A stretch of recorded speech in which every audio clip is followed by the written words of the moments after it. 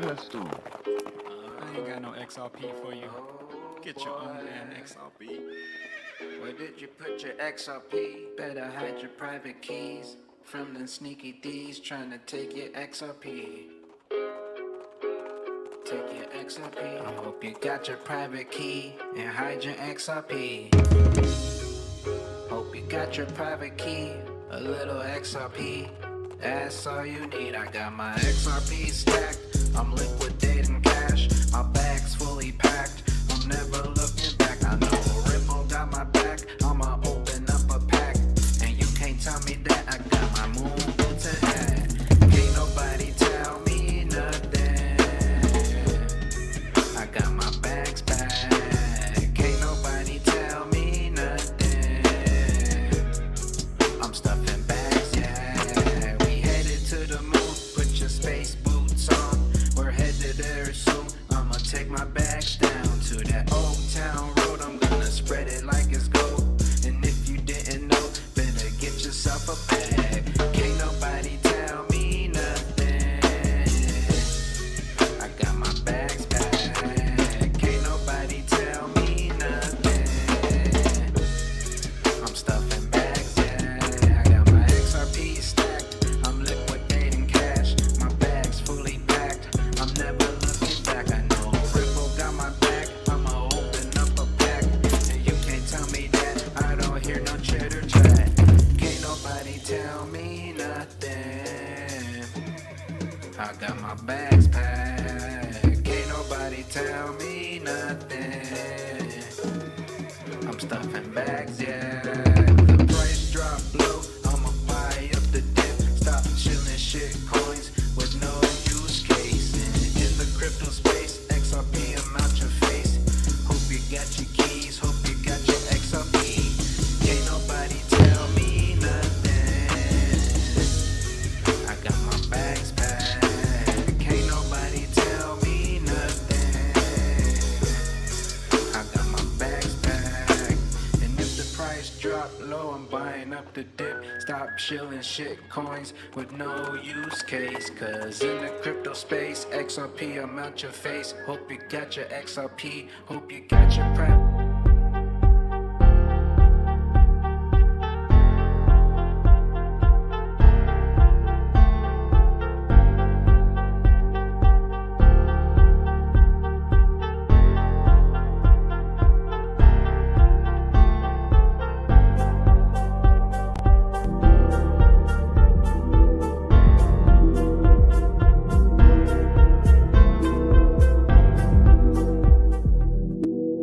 Yo, yo, yo, yo, yo, yo, yo, yo, yo. BTC, Max, CNC, it cannot scale. Moon fam dancing, that rocket How got we doing, stealth. everyone? Shit coin, put it on Let's the turn shelf. this mic up We a little headed bit. towards Let's the turn it well. up. BTC, Maxi, Patsy, There we go, Moon guys. fam, clap, Kryptonite me, Live they number could not 64. tell. She Welcome tryna in. sell when it didn't turn out Let's well. get this party started. Blink of an eye, red Let's candle get it lit started. bell.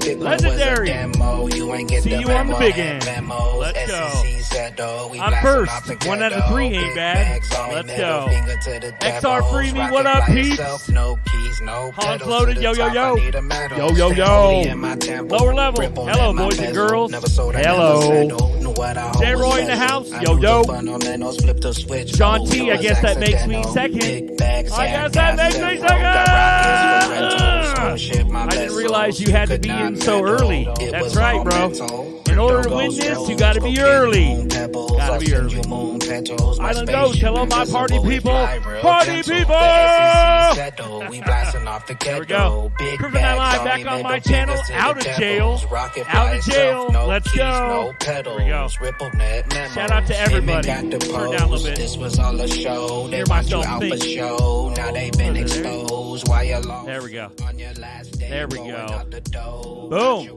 Welcome to Kryptonite Live, guys. It's the community chat. Red Pill, crypto, all cryptos, believe it or not.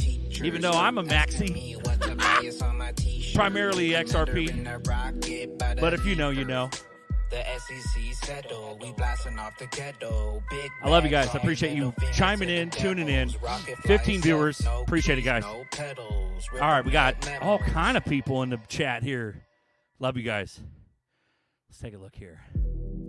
Let's take a look. Nerdy, Ripple, 2 to 4, 4 to 8. You want to make a Ripple? Told you XRP was a multi-million-dollar token. It'll go up and never stop. That's right, bro. If you know, you know. The glitches weren't glitches. Nope. Moneybags, not Bob. What's up? Shout out to you guys. Shout out to all my blue crew. Shout out to all the newbies watching. If you guys are watching and you're new, welcome in. Welcome into Crypto Night Live. There we go. Sophie, glad my daughter now does the cooking. That way I can follow the crypto streams. We are here. You can start now. Right on, Sophie. Thank you. Appreciate it. Moneybags in the house. Hans Loaded. Yeah, Miss Sophie's here again. Yeah, dude. Appreciate it. Also, shout out to OTC boys. I love you. I appreciate it. Chip and Jeff, you have a special place in my heart. I love you. I love you. Love you guys. Nerdy. Once their FOMO ball starts rolling, the value will leap in value. It can't be dirt cheap. The CTO told you so. Yeah, you can't make it up, guys. You know. We've been fighting this fight for a long time. So there we go. Last time I was here, it went for 3 hours. It regularly goes for 3 hours, Sophie. That's normal. Animal, what's up? Love it. Rocking the rich duck. If you haven't got your rich duck, go get it. Let's go. Hans Loaded, boom. Let me go ahead and fix this audio real quick. There we go. All right, here we go. Thank you, dears. Here we go. Yeet in the house. What's up, Yeet? What's up, Pimp? Good to see you. Alex Yeet. Swift, told you banks aren't waiting anymore. It's go time, baby. Let's go. Yeah, I think it was a distraction that they were saying 12-week, what do you call it? The 12-week banker, CBDC trial. It's funny, dude. MAGA's just catching on because they're seeing the FTX shit and it made them look into crypto. Man, it's crazy. They're like just catching on, going, what is going on? Why the CBDC stuff? And there's nothing they could do. It's just going to come. Money's digital already. You know what I mean? This is just where we're going. It sucks. As far as freedom and the principle of freedom, it is what it is, But you might as well get a golden ticket. Zerps, pack those bags. Let's go. Damn, there's hella folks in here. Bagman in the house. Thank you, Bags, for letting me drum over top of your tracks, bro. Appreciate it. I really do, bro.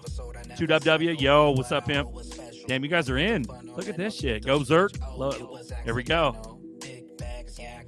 Yo, what up? Anxiety over which channel to tune into. De Haviland, I appreciate your attention, brother. It's nice. We'll open it up soon here. You can always flip-flop. You don't have to watch. You can catch it on the replay. So let's go. If you want to participate, you can.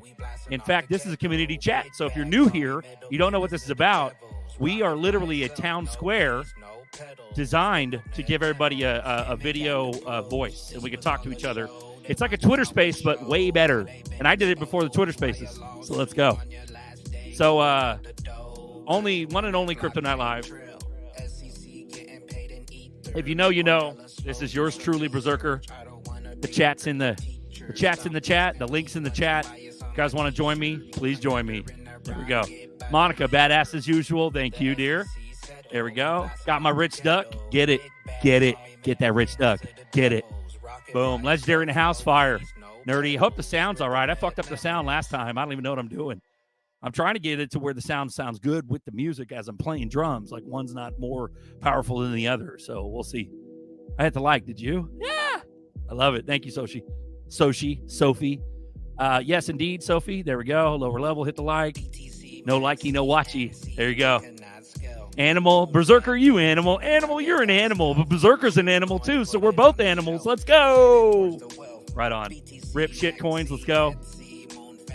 Yeah, we're going to. It's so funny, man. I was in a Twitter space earlier. And it's so, like, by the way, shout out to Alan. Alan was going head to head with Gockstein and Michael Arrington. It was awesome to see that and hear that. So I got the chat link in the chat, guys. Let me go ahead and throw it in there. Make sure I do it. Boom and boom. There you go. So come and join me. Well, yeah, shout out to Alan. He was in this Twitter space. But it's funny, these Twitter people, man, these fucking people, they bank church speech. Do you know what bank speech is? Do you know what church speech is? If you're a little guy, do you know what that is? It's a weird roundabout way of like discussing things without cussing or being over eccentric.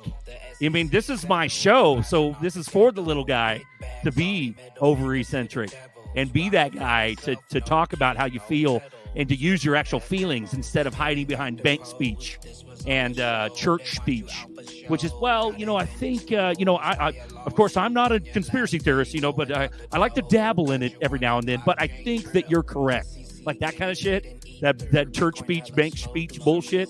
Like fucking Alan was just laying them down. Hey, guys, we all know this and that, laying down the facts. So shout out for Alan.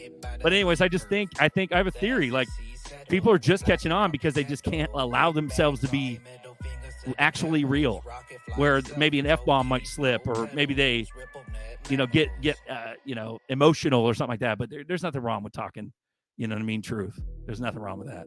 But anyways, I find it funny that people just can't fucking do it. They just can't be themselves. They got a bank speech. They got a church speech because they're afraid of being ostracized by their peers.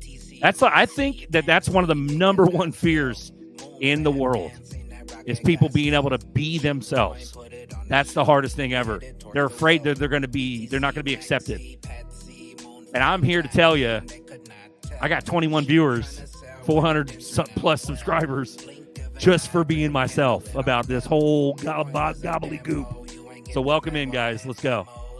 Boom. Yo, yo, yo. Shit about to get interesting. There we go. Ripped all the YouTubers who promoted FTX and lost their reputation. Yeah. Boom. Let's fucking go. Rumpa pump pump. Let's go. Rye Guy in the house. Shout out to Canada. What's up, pimp? Big bags on me. Let's go. Yo. There we go. Crypto OG, fresh out of jail. Crypto Moon dreaming. Let's go, bro. Yeah, dude. There we go. Animal. Bunny M. I don't know. Boney M. Utility Maxi. Let's go. Tweeted the stream. Sophie, I appreciate it.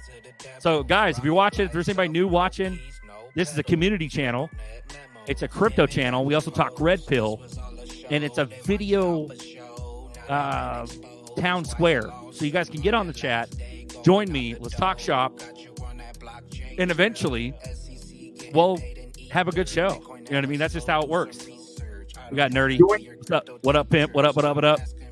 Let's go, bro. Let's fucking go. Yeah, dude. Bro. How you been? I'm fucking hyped. I've been watching the development. You got the biggest balls out of these guys in the chat, man. You joined first. Bro. Cheers to you. Only Big Kahuna's got the ones to hold the big bags, bro. Come on now. Big bags. Let's go, bro. How you been, Nerdy? You good? I'm out 5 years, bro. 5 years of holding, bro. Yeah. Holy fuck. I know, dude. Oh, my goodness. I got to say to the people, like, if you guys are watching this from Buster's channel, I'm on my own channel now. I'm out of jail, so just to let you know. So if you're watching this from Uncle Buster's channel or E4's channel, if you guys want to, like, participate in the chat, you'd have to come to my channel, Berserker. So I'm live now. I'm good. Sean T in the chat. Yo, what's up? What's up, Nerdy? What's going on? Yeah. What's up, man? So listen, guys. I really want to participate tonight, but my boats and hose. Boats and hose. Go ahead. Yes, my house is extra loud because I got family members in, and so I'm definitely gonna be listening. I'm gonna try to come back in a little bit. Okay. But hey, happy Thanksgiving. Yeah, happy Thanksgiving, Berserker Brobo. What's up, dude? Wow, dude, thank you for my 589. I finally got my shit together. Well, we got to walk you through the whole Berserker Babe process too, because you got like a babe or two, something like that, a while back. I think I've got two. I got to check. Yeah. Dude, there's a ton of people that win shit and they never hit me up, and I'm like, what the fuck? Like, anyways, Randy B, if you're watching, dear, you got a couple of club token. That's like $180, like with your name on it. So, Randy B, hit me up. Set that trust line for club. And send me your ZERP address on private Twitter, and then we'll get you squared away, okay? But, right on. Yeah, sorry, go ahead. No, I was Good? just saying, right on. Yeah, man, just getting ready to fry this turkey tomorrow. Oh, you're frying a turkey. Right on, bro. Dude, I had to start throwing the turkey out on Monday, then do the brine on Tuesday, then tonight's the marinade, and tomorrow's Yeah. the fry. The only You thing gotta, I like- didn't do is Yeah. kill the turkey and cut the head off. You gotta dry that turkey for days too before you drop it in the oil. Otherwise, it turns Oh yeah. into a bomb, forest dude, fire. oil bomb. Yeah, Hey, it's hella good though. Fried turkey's way better, bro. That Hella shit's bomb, so dude. delicious. bomb.com. Yeah. It's Bomb.com. worth it. It's just worth it. Hey, Berserker, the most nerve-wracking part about it is when you start to drop the turkey in the fryer, when you get like an inch or two down in the pot and it starts bubbling over, you're like, holy shit, is it thawed out? Is it thawed out? Is it thawed out? Yeah. No, I love it, dude. I love it. So, So yeah. I appreciate you guys coming in. This is Kryptonite Live number 64. This is a community channel. This is for like a town square to be able to talk about crypto, red pill, whatever. Let's go. So, Nerdy, what do you got, bro? You got anything? We got all kind of shit coming on. We got the Spirited thing. I don't even want to play that because that's copyrighted, but everybody's pretty much heard it by now. We're giving like 10 million in weapons and 4.5 billion in money to Ukraine again. Like this fucking fraud just keeps going. It's crazy. So we got that. Yes. Go ahead. Yes, I've stopped following that, bro. Honestly, Dude, because it is bananas. It I just never understand stops. that. Yeah. I understand that it's all pantomime. It's all bullshit. It's all like feathers. It's all it's fake. It doesn't exist. What is real is what the banks say, and if the banks say that it's go time, it's motherfucking go time. That's funny, dude. Bro, I just want to get rich. Honestly, don't care about anything else right now. I need this money. Yeah, dude. You and me both, bro. We're almost there. We're almost there. Bro. I had a conversation with my mom earlier, bro. It was like, is it going to be enough? Is it going to be enough? Because you always have that feeling where you're like, fuck. You're like, I wish I had X amount, because once we pop, that's it for the rest of our lives. That's it. That Yeah. pool post with all the X's on it. You remember that? 2 X's, 2 X's, 3 X's, 4 X's, and I think 9 or 8 X's, right? That is the jump. So we know that transition happens from November 2022, November 22nd, 2022, and the finishes on November 22nd, 2025. It's November 22nd, 2023. It's started. It's go time. You know what I mean? So I'm freaking hyped because all you had to do was stick to the timeline. Yeah. And this is the timeline. We're full blooded into it right now. So there's no more hype, no more nothing. No, this is it. It is November 22nd, 2022, and it has started. So Yeah. I'm pumped. I'm fucking pumped. December's gonna be absolutely nuts. December's Bro. gonna be fucking insane. I've been hearing a lot of stuff like Coach JV and like a bunch of other people are saying like February. February is actually big pop. We get through the holidays and then shit starts popping. Like you said, December, January, and then February is just history. Then we're done. Yep. Because like the world changing, bro. This is not just oh hey, let's just change this part of the world and the rest, we're leaving. Nah. Yeah. No. Right. No. The whole world is changing. The whole way how we perceive life is changing. Like Yeah, dude. I was watching all the conferences and they're saying how your new reality is the virtual reality. That's crazy. Yeah, That's dude. crazy. So here we are, and I was watching Epson, the robotic that they make robotic stuff, and how they developed a bunch of AI robotic arms for they call it sustainable manufacturing, which means replace every employee with a robot. And then JP Morgan just released his digital wallet, and the digital wallet talks about how people can get paid hourly or daily, and we can do their taxes hourly or daily. Bro, I fucking told you, bro. It's all about taxes, my guy. They're going to, you can tax somebody at a biweekly, or you can tax somebody at a monthly, and you get paid or you get paid salary, right? That shit is gone. What do you call that? Job assurance. That's just gone. Ain't nobody. Your job is not guaranteed.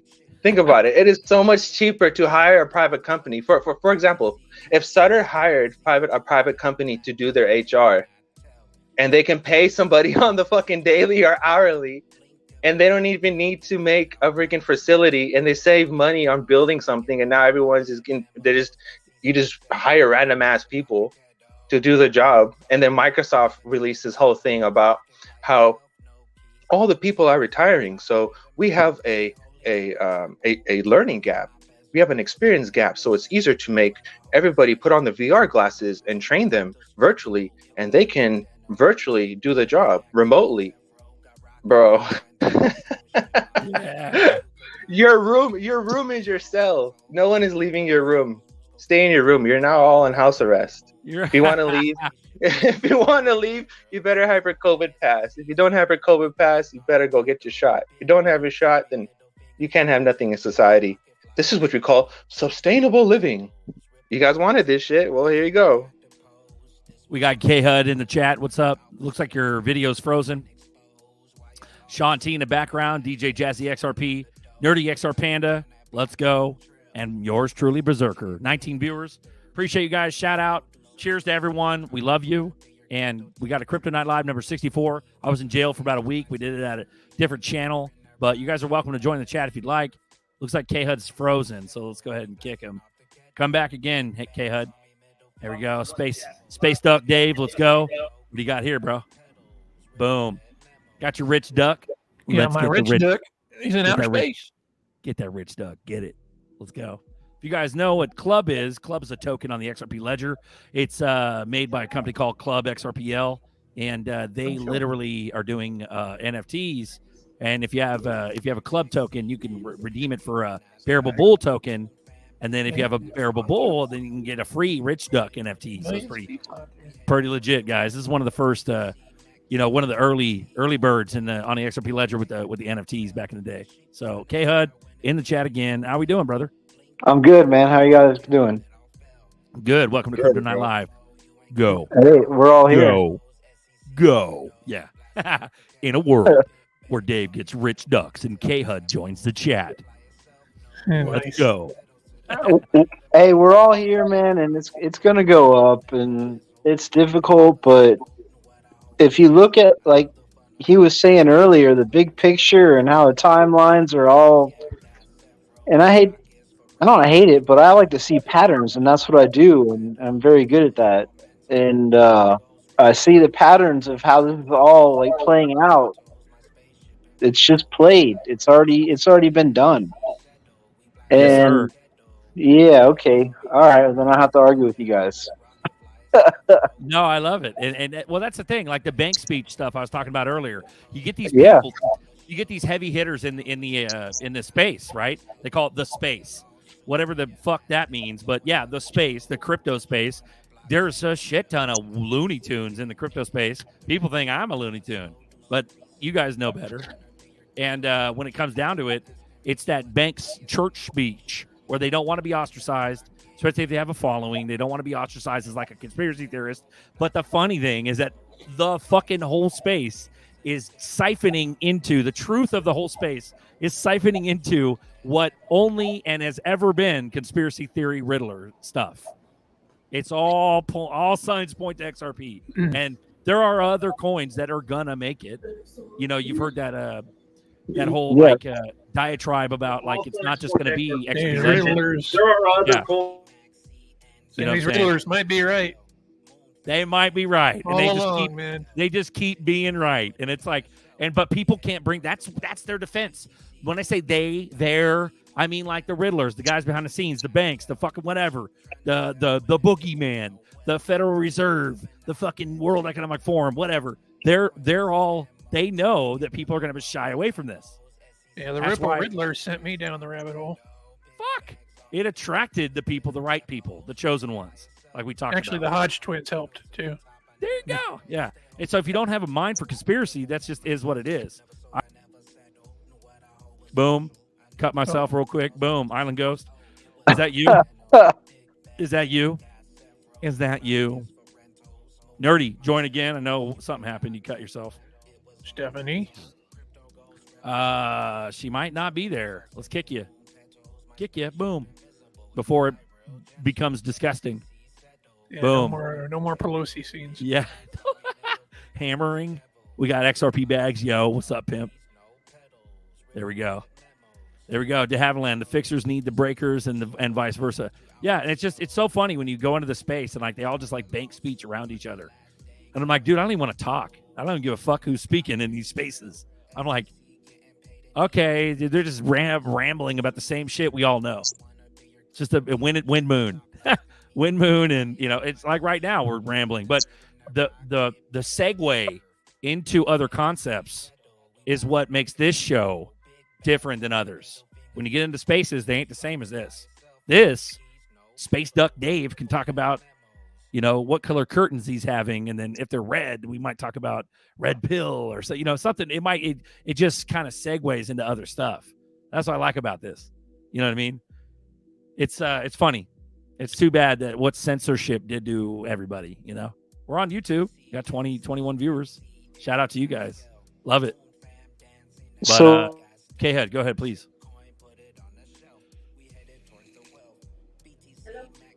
Hello. Good. Hello. Yeah, my curtains are brown and dirty, by the way. Brown and dirty. So we can talk about like Michigan water and how they poison the fucking water, and they don't spend any taxpayer dollars on fixing the fucking water. Like that kind of shit. Brown and dirty. We can talk about whatever. So it's like, but that's what I'm saying. That kind of segue, like, there's nothing wrong with like going off onto a rabbit hole as long as the consensus is you're not being a conversation hog. I mean, it's really anything goes, except for whatever got me in prison last time. So I guess don't talk about that. The deuce zero FRAUD. Well, what were we talking about that night? I don't know. Apparently not that. Buster doesn't remember that. It's just ridiculous. I don't even know what set it off. Just somebody was watching us, and that was it. So I think a lot of people are busy right now because there's lots of live streams going on YouTube. I do appreciate you guys joining in, though. We got 24 viewers. Bagman, yo, from E4s. He's over you. Yeah, they're on E4s, and they're on like Busters, and you guys got to join the Berserker channel in order to engage in the conversation. But here's the link. I could throw that in let me go ahead and I'll throw it in all three. Let's throw it all three. Let's do all destinations. Boom. Here's the link, guys. Join the chat. Boom. That's what it is. It's the mix up. Expect more too, guys. We'll get to a point where we'll be simulcasting on multiple channels. Be like a virus. Nerdy back on. K-Hud back on. Space Duck Dave's in the fucking co-pilot seat. Let's go. Mike Kavanaugh, just looking at the 30-ish coins at LCX trades is a good idea what the WEF likes. Yeah, they even put out a damn token map, didn't they? The World Economic Forum? Like IOTA, Algo, XRP, Oh, yeah. XLM. Yeah. Yep. Cardano, Cardano Cardano and all that. It's been years, and MAGA hasn't gotten it yet. They don't understand. They still pushing Bitcoin because they think it's for freedom. MAGA's fucking retarded, bro. It's crazy, bro, but they're not in all other subjects. They're not. It's like an emotional. That's what you call tribalism. That's the tribalism. That's the reason why I was like, bro, I cannot deal with this shit no more. It's fucking. I'm over here trying to, hey guys, no, it's not the way, That's not what happened. They're like, no, what the Bible said, and da. It's like, bro, nah, bro, you're living, you're alive right now. You have to go through this right now. It's not like, come on, what are you doing right now? Yeah, but I give up. Bro, I understand. A lot of us have like lost that luster, that enthusiasm to try to wake people up and get them used to it, but they just can't help themselves because they're sheep and the mainstream media works. Yeah. So they keep pushing Bitcoin, Shiba, Doge. That's all they ever know. Exactly. They look at a damn I'll bring it up. Like there's a guy named Jordan Sather. You guys know who that is? No. Jordan Sather he's a MAGA guy. He's part of like one of the original Anons. If you guys know anything about 17, he's one of the original Anons, but he pushes, and he's very smart, dude. Very smart, very keen. He had a YouTube channel called Destroying the Illusion when the early days of the scamdemic was popping off. And so I got a lot of respect for this guy, but they're a bunch of maxis, bro. And they're not maxis by choice. I believe that there's this weird like sector of their brain, like you were talking about. They're like you're calling them retarded. I'm saying that like there's this weird sector of their brain. Tribalism. I call it tribalism. Right, but we're tribalistic, dude, because I mean, sure, there's other winners in No, this space. we're realistic. I'll go ZERPs all day before I do anything else. Maybe go towards XDC, XLM after like secondary and third. I'll go XDC, XLM after ZERPs, but nothing else beats ZERPs ever. So, but people outright, well, there's no difference between you and your tribalism and the Bitcoin tribalism. No, motherfucker, you're in the wrong boat. What are you doing? Like, and that's what we want to save them, and we tried, but they're post not Mike's listening. comment. Post Mike's comment. Mike is 100%. I left MAGA stuff in 2020. Yeah, that's exactly, bro. Exactly. But the thing is, jig was up, the trail led here. Yeah, no, that's exactly. What I'm saying. I totally agree with that. But there's nothing. 100%. There's nothing wrong with the whole MAGA thing, because we're eventually going to have to come together as a nation if we want to save the schools and how they run and the local politicians grooming everybody. Like, we got to stop. We got to stop that. So MAGA's right about 80% of it. But the 20% of financial truth, I agree. They don't know. Yeah, they don't fucking know. We're already digitized. Buster said it earlier. I talked to him on the phone. We're already digitized. Yeah. Look at our money now. 100%. We're just fucking numbers on a fucking app. 100%. With a deep state bank. You're at Chase Manhattan. Fuck, what do you think Chase is? It's JP Morgan. It's all deep state. All of it is. But that goes back to even the credit unions. And there's no FDIC insurance either. You're not insured. Exactly. Nobody's fucking insured. Yeah. Sorry. Exactly. Go, nerdy. I'm sorry. That goes back to the conversation that me and Road Dogg had, and how we went into it. We got into it so tough, and that was the reason why. Because I understand that you want freedom. I totally get it. I understand that I understand that we have to do something about it. I get it. Like I totally agree with you. 100%, bro. You are right. I 100% agree with you. We're on the same boat. It hurt my heart, dude, to transfer over. But, Mike just said, it hurt to transfer. But the reality of what's going on, you don't have no money. What difference are you gonna do? You can't do nothing with no money. What you can do? Vote? How did that work out for you? Yeah. You got to have money to be able to make a difference in this. Be realistic. Yeah. Be realistic. If you're human and you care, you have all this MAGA stuff. Yes. It led me. You were researching, but I've been in this shit since 2015. That's been before any kind of Make America Great Again or anything like that. I started getting into this when it was anonymous. When it's actually anonymous. When they actually were hacking shit before freaking the Clintons took them down. Like, that's when I've been into this, and I was watching freaking Zeitgeist in high school and stuff. Like, I've been in this my whole life, like this is nothing new to me. But when you see people start like veering off and just like, hey, I'm just gonna watch X22, I'm just gonna watch And We Know, I'm just gonna watch this, I'm just gonna watch this channel, but I'm not gonna do my own due diligence and I'm not gonna do my own research. I'm just gonna watch all these videos and be like, hey, you know what, whatever they said, there it goes. But you know what, I'm gonna wear an And We Know shirt, I'm gonna wear an X22 shirt, I'm gonna say, hey, I'm supporting you guys and put the flag on my truck. But if whatever's happening, it's okay, Trump's gonna save us. That's fucking insane, bro. How stupid are you? No, thank you. If you want to stand in a burning building, you fucking stand in a burning building. No, thank you. I'm out. Well, what it is it's the word decentralized. They honestly think that Bitcoin is decentralized, and it's so easy to just wrap your head around it. Proof of work. Once you understand what proof of work is, they control however many miners they want to buy. They can control the possibility of them controlling shit by mining. That's it. That obliterates that whole entire argument. So let me take this with a grain of salt, guys. Let me go ahead and share this. So this was like I talked about, the gentleman Jordan Sather. Let me go ahead and play this. I don't dislike this guy. Just to give like because if there's any MAGA diehards in there that know, like We the Media and like Jordan Sather, you guys know how much heart they have, and I dig and respect all those MAGA guys. And but you got to see this shit. This is what I've been fucking talking about for a whole damn year now. And I've known this all along, but let me share you. Let me share. So what this is you will like, okay, let me see here. Let me see if they bring it up.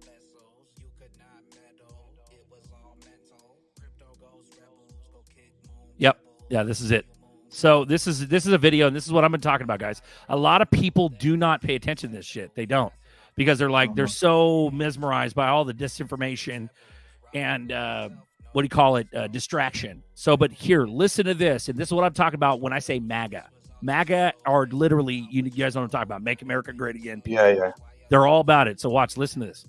So this is a Bitcoin maxi, but he's a fucking hardcore. Oh yeah, I know this guy. You know what I'm talking about? He's a early man on. I cut my teeth on his shit, bro. As far as truther stuff goes, he's a genius. Yeah, he's a local here in Seattle. Yeah, dude. So they don't get the premise though. Like, just so you know, guys, I'm not calling this guy a spoof or a piece of shit. I'm not. I'm calling him a good dude that does his homework, but they don't get the financial red pill. Let me go. Yeah. Volume. Turn it up. There's no volume. Can you hear the audio, guys, or no? No. Okay, let me share it correctly. Sorry. Boom and boom. All right, here we go. Boom. Here we go. You will eat the bugs, you will use the vaccine passports, and you will like it. This is the kind of world that the elites want, folks, where every single thing that you do is tracked and is monitored, and where they have the centralized control where they can turn off any single thing they want. Whether you want to travel, turn it off. Whether you're trying to pay for some sort of goods or service with a digital currency, they want to be able to shut that off and control every single thing that you do. This is happening in New York right now. The New York Federal Reserve is launching a 12-week pilot program for central bank digital currencies, a digital US dollar. Look at all the participating banks and money movers taking a part of this. Bunch of wonderful freaking names. You've got Mellon Bank, MasterCard, Wells Fargo, US Bank. God, you gotta love it. I'm sure they're doing it for the benefit. Then we got this that was just announced at the Globalist Summit that was happening in Bali. A bunch of nations put out a joint statement promoting vaccine passports. Literally, the World Health Organization, the UN, all of these giant globalist deep state wipes want to control every single thing you do, whether it's through a vaccine passport, a digital dollar, whatever the case, or even using social media to do it too. So be careful on these apps. What we need to do is fight for decentralized systems, whether it's money, media, information, energy, whatever it is. We cannot let them centralize control and authority over our lives. So notice he didn't say Bitcoin because he knows it's a hot subject. Yeah. But what I'm saying is, my point is that they're pushing decentralization, the term. And so what they don't realize, which has been our argument all along, and it's not even our argument, it's just the facts.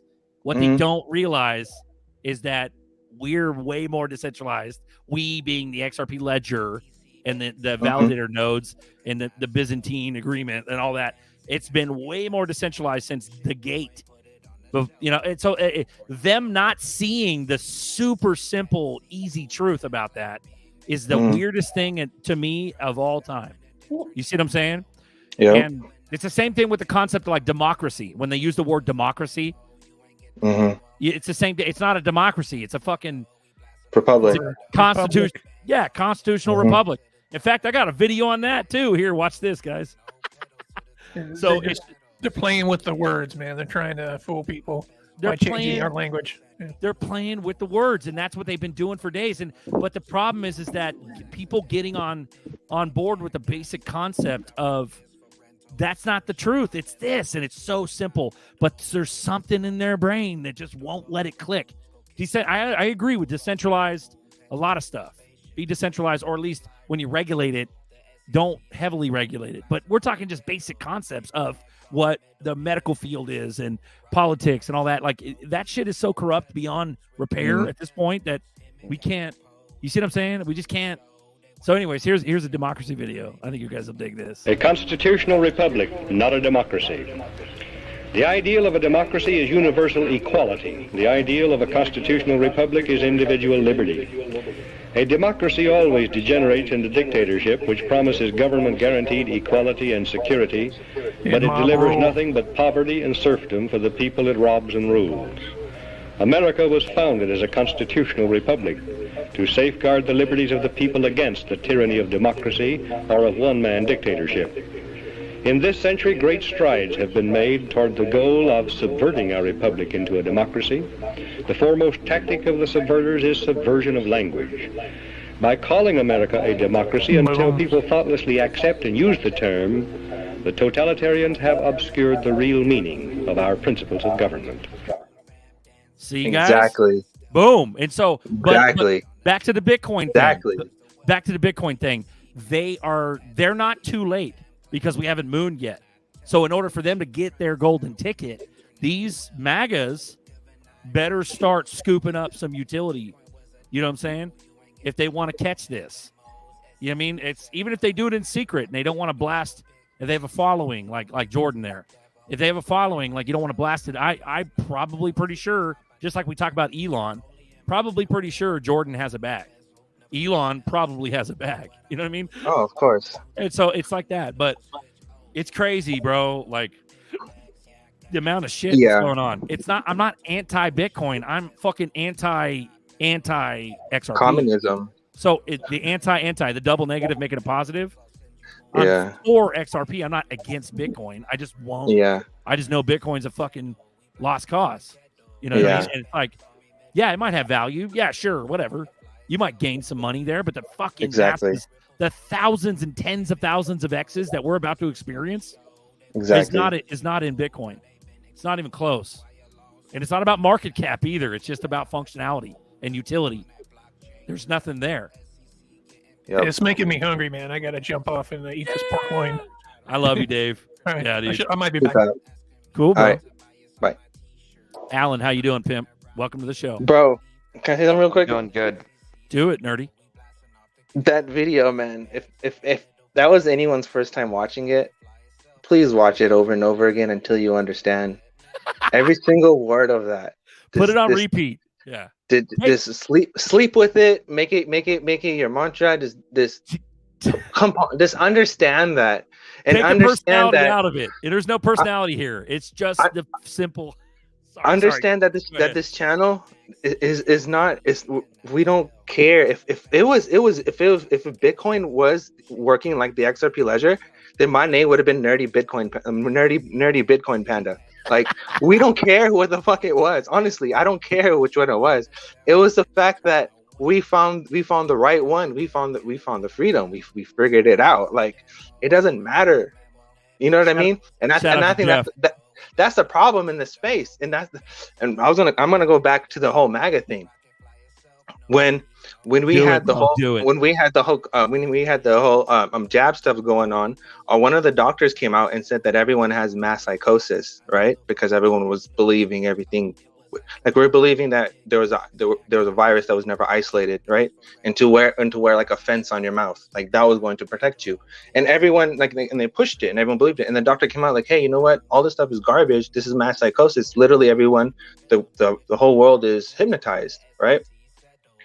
Now, I've grown to understand that can be true in any community, whether it can be a crypto community, whether it can be people who believe on vaccines, whether people have their opinions, or whether it can be whatever network or a car community or a painting community or whatever. It doesn't matter, right? That psychosis exists, and that's the tribalism, and that's the part that scares me, right? Is I don't want to be part of that. I don't care about that. I want freedom. I'm about what the video you just played. That's what it's about. And if we don't keep that alive, we're all lost. Right. So yeah, no, I love it. And so essentially, you're not looking at some like deep state fucking fuck them, let CBDCs happen. No, we're all patriots here for all of our individual countries. We're patriots. But when it comes to the CBDC stuff, it seems like they're doing it so clandestinely that they know exactly what they're doing with the psychosis, the psychology of the masses. They know so much, bro, that they know how to FUD it to the last minute, and then they moon. Right when they all start to get it, we're gonna moon, and then there ain't no stopping any of it. You see what I'm saying? Once they pour that money into the fucking crypto, it's over. Sorry, bro. Do you remember 9/11? Like, do you clearly remember, bro? I was in elementary school when that shit happened. The world changed so goddamn fast. You're such a baby, nerdy. I love it, bro. Sorry, the world changed so goddamn fast, bro. My best friends became racist against me like that because the news told them to. Bro, you were a fucking terrorist, and you're like Indian. You're not even fucking. I'm freaking. I'm a Fijian. I'm a Fijian. Like I'm an islander. Fijian? Are you Fijian, bro? I'm freaking Fijian, bro. Dude, yeah, I'm a freaking islander. Yeah. Like, why the fuck you hating me for? You guys can sing, bro. Talk about macking on a girl. You guys can sing like no other. Bro. And so, like, Fijians, bro. No yeah, joke. like everyone wants to be like everyone wants to be like this, but let's go to Fiji for vacation. Like, it's stupid, right? So I understood. So when you're a quote unquote minority, I'm not a minority because there's many of me around the world, but when you realize that can happen so fast, you understand that anything can happen that fast. Now I understand. I never understood the whole Nazi situation. I was always baffled of how the hell did people not realize what the hell they were doing? Like, do you not have any kind of morals to realize like what the hell you were doing? Look what happened. 2000, the TSA came in, Patriot Act, and everyone's like, yes, yes, yes. COVID came in, vaccine pass, yes, yes, yes. Everything's going down, CBDC, yes, yes, yes, bro. That's why I'm saying. And if you try I'm over here like I don't care if it's Trump, if it's Biden, if it's anybody. They're all of them. They're all eat the same table. They've been in the same boat for the long time. The family lineage goes back. And when you understand, like, if you look who President Z is, right, and how he doesn't like any kind of bullshit. You look who the princes of Saudi Arabia, how he said he's going to end all corruption. And then you really look back at the sword dance and see what Putin is doing and say about Slovenia. Then you look at where the hell did Melania come from? So me going down the rabbit hole led a different path. Everyone thought that Trump was a savior. I actually think that Melania, she is the savior. And Melania? Yeah, Melania. Sorry, but I think Melania is a savior. Because she came out of nowhere, but that's just my own personal opinion. I'm not gonna freaking go online and start spewing my own opinion. What I'm gonna do is go online and say, hey, I found out factual information. This is just information. I don't care how you feel about it. It's just information. It's a document published by the World Economic Forum. It's a document published by the World Health Organization. It's a document published by the International Monetary Fund. It's published by Bank of International Settlements. That's information. It's not. It's just information. And if I'm just saying, hey guys, you're standing in a burning house, and someone, get out. Here's some information to make you understand why the house is burning. And if you're just saying no, I don't want that information, then what the hell do you want me to do? Well, then you understand the whole mass psychosis stuff. So then I just stopped. Now I just understand that, hey, if back to the whole religion stuff, if God told you to have this and for you to enjoy this, then enjoy it. If it was for the world, if God wanted the world to be good, then the whole world, we wouldn't be going through what we're going through. But obviously, it's individual. It's picked. Some are chosen, some aren't. You know what I mean?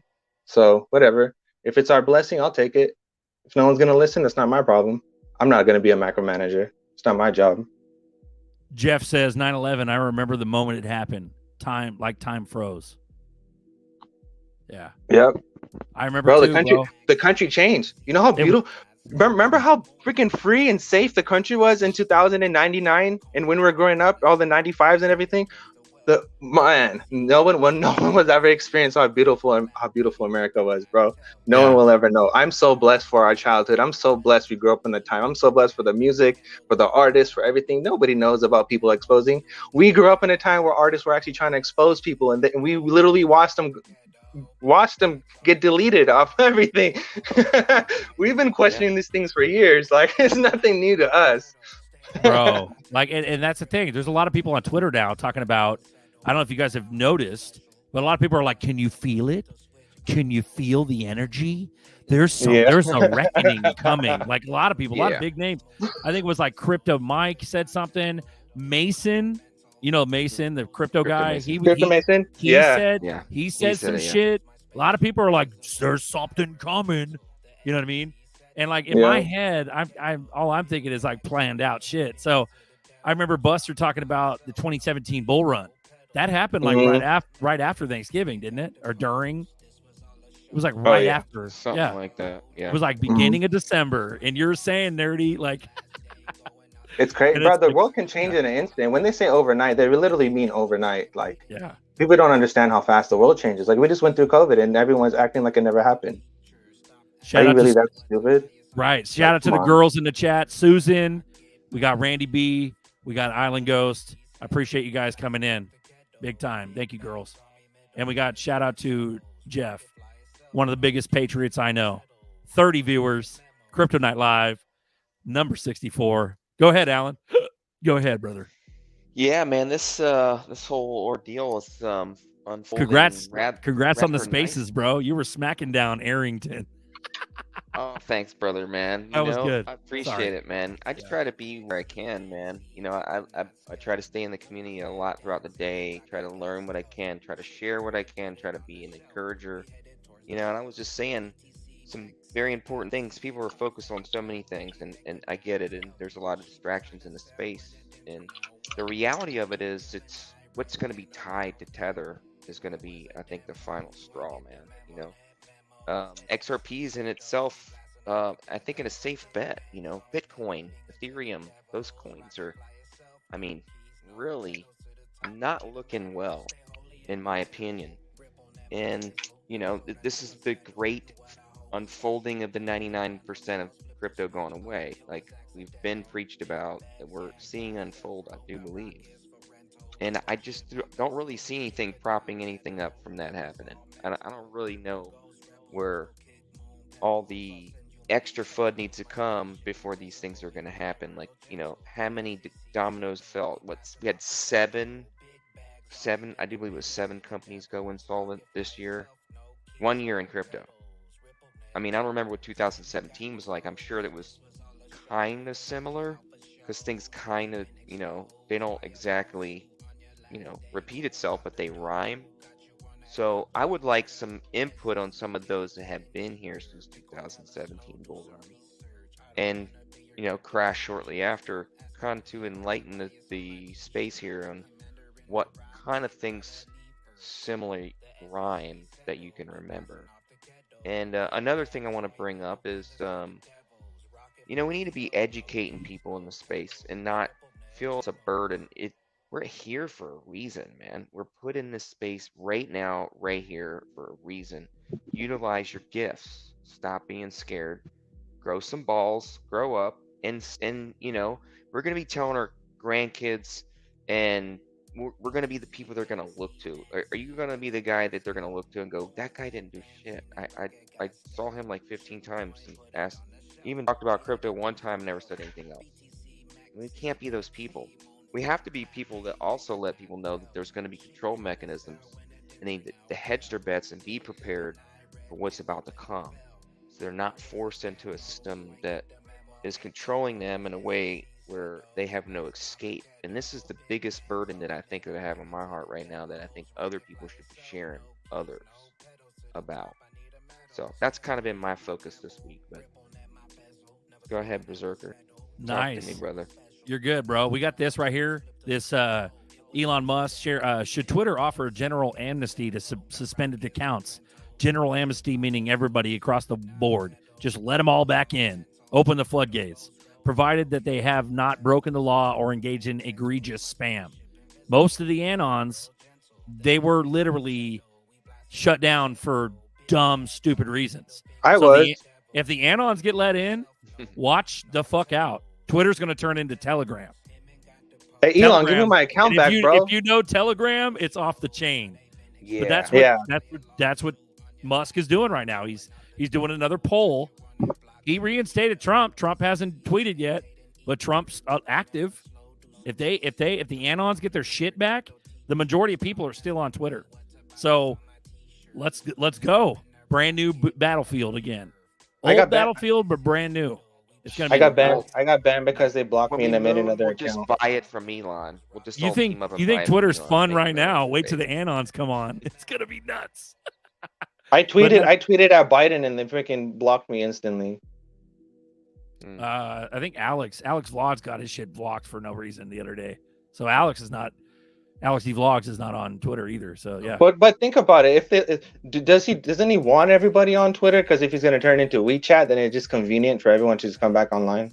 More money, bro. More money. Yeah, it would benefit him no matter what. It's a win-win. Yeah. It's a win-win. Like yeah.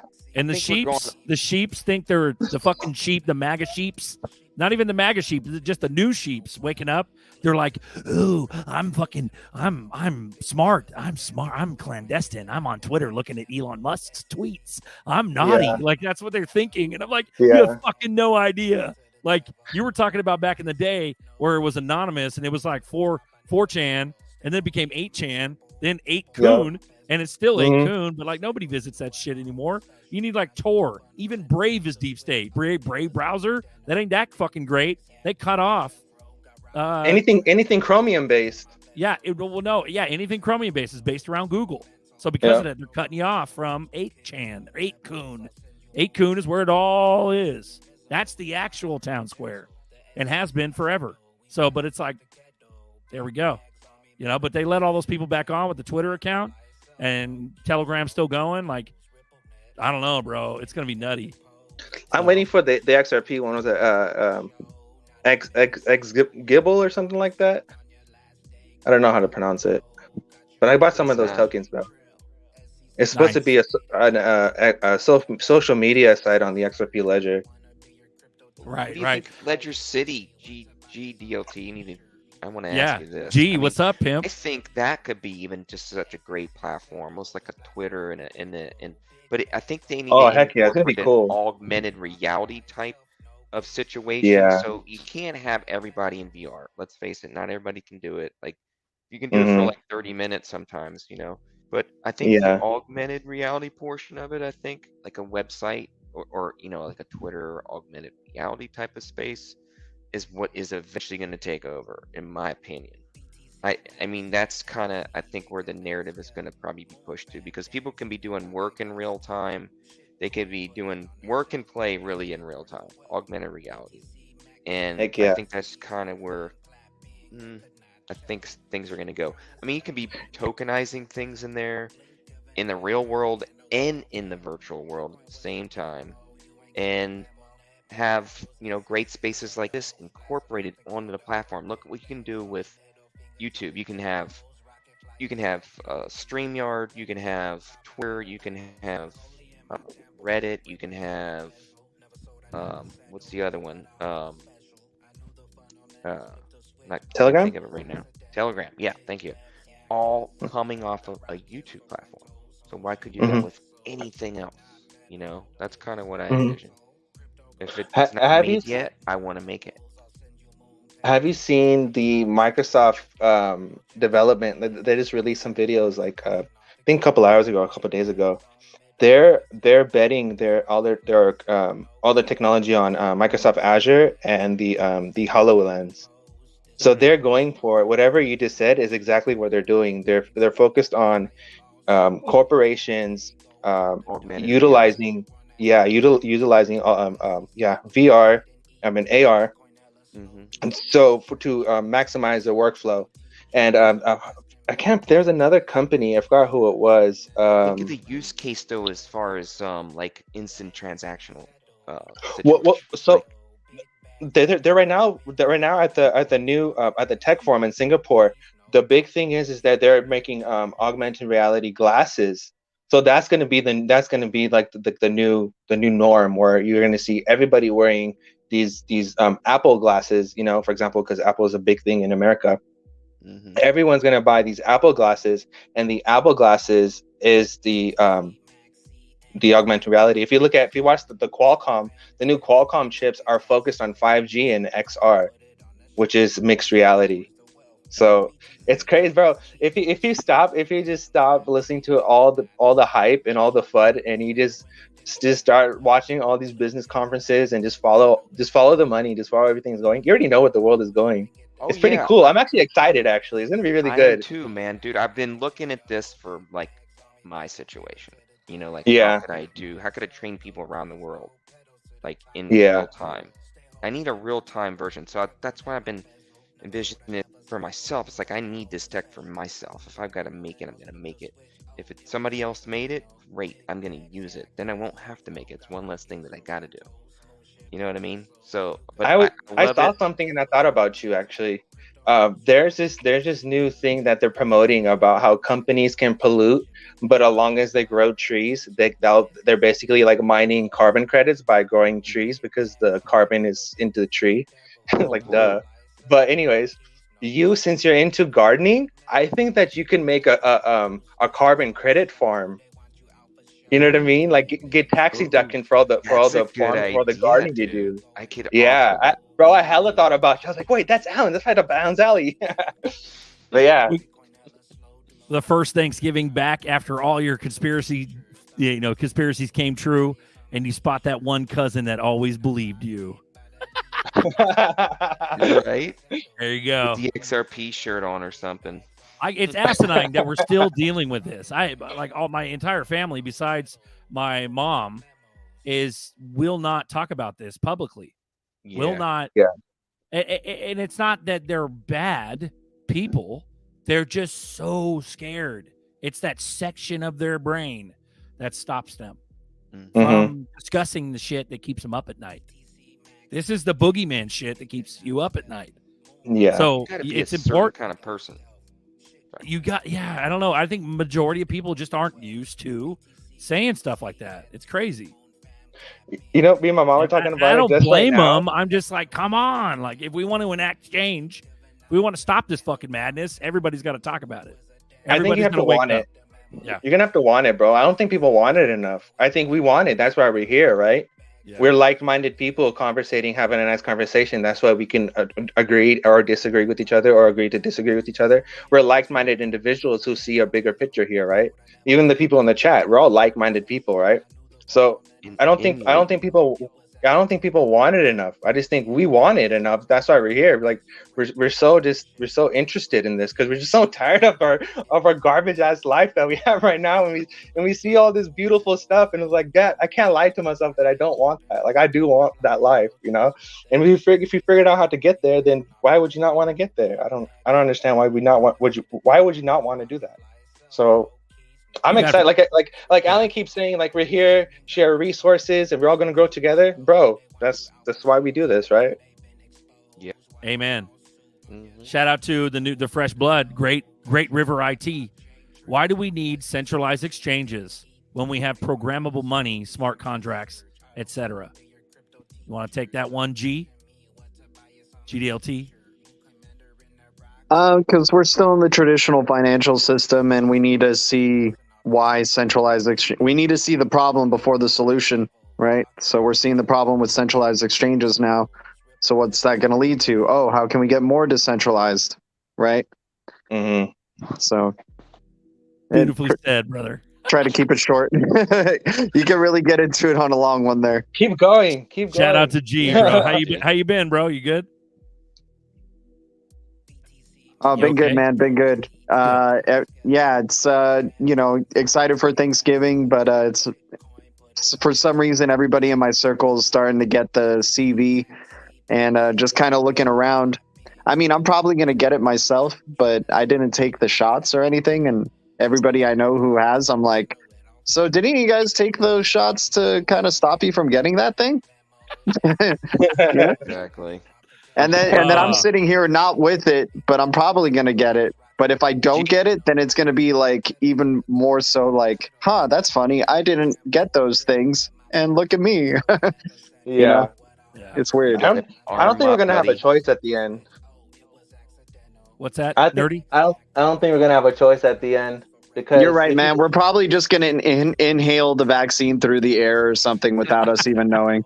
Well, if you look at the language or at the tone they were speaking at the World Governance and at the COP27, they said that they'd prepare for the next pandemic, blah blah blah.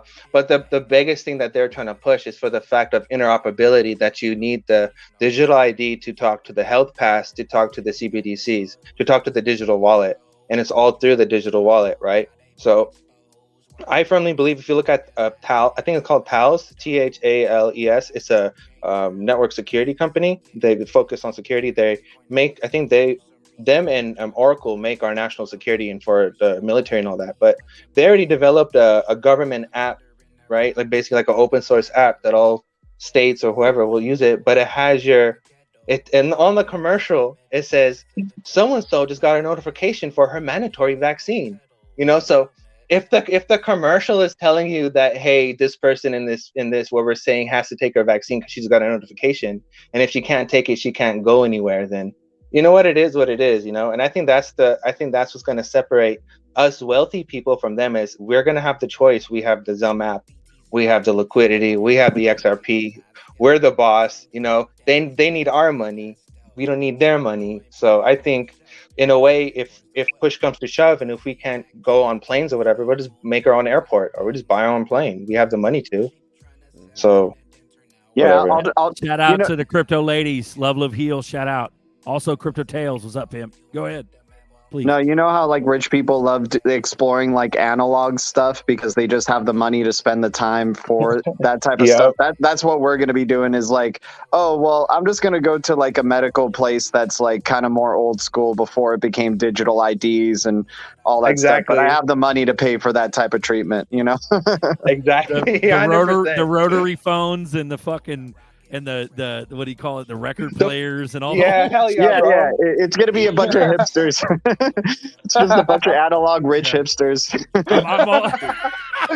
I'm only gonna have Wi-Fi like out in my shop, away from my home. In my home, it'll just be a rotary phone. That's it. That's how you contact me. The coolest part is no one even know how to use it. It has its own security because no one even knows how to use it. Hey, time is the security, you guys bro. Better be getting your health in order for this next event. I should say the next pandemic.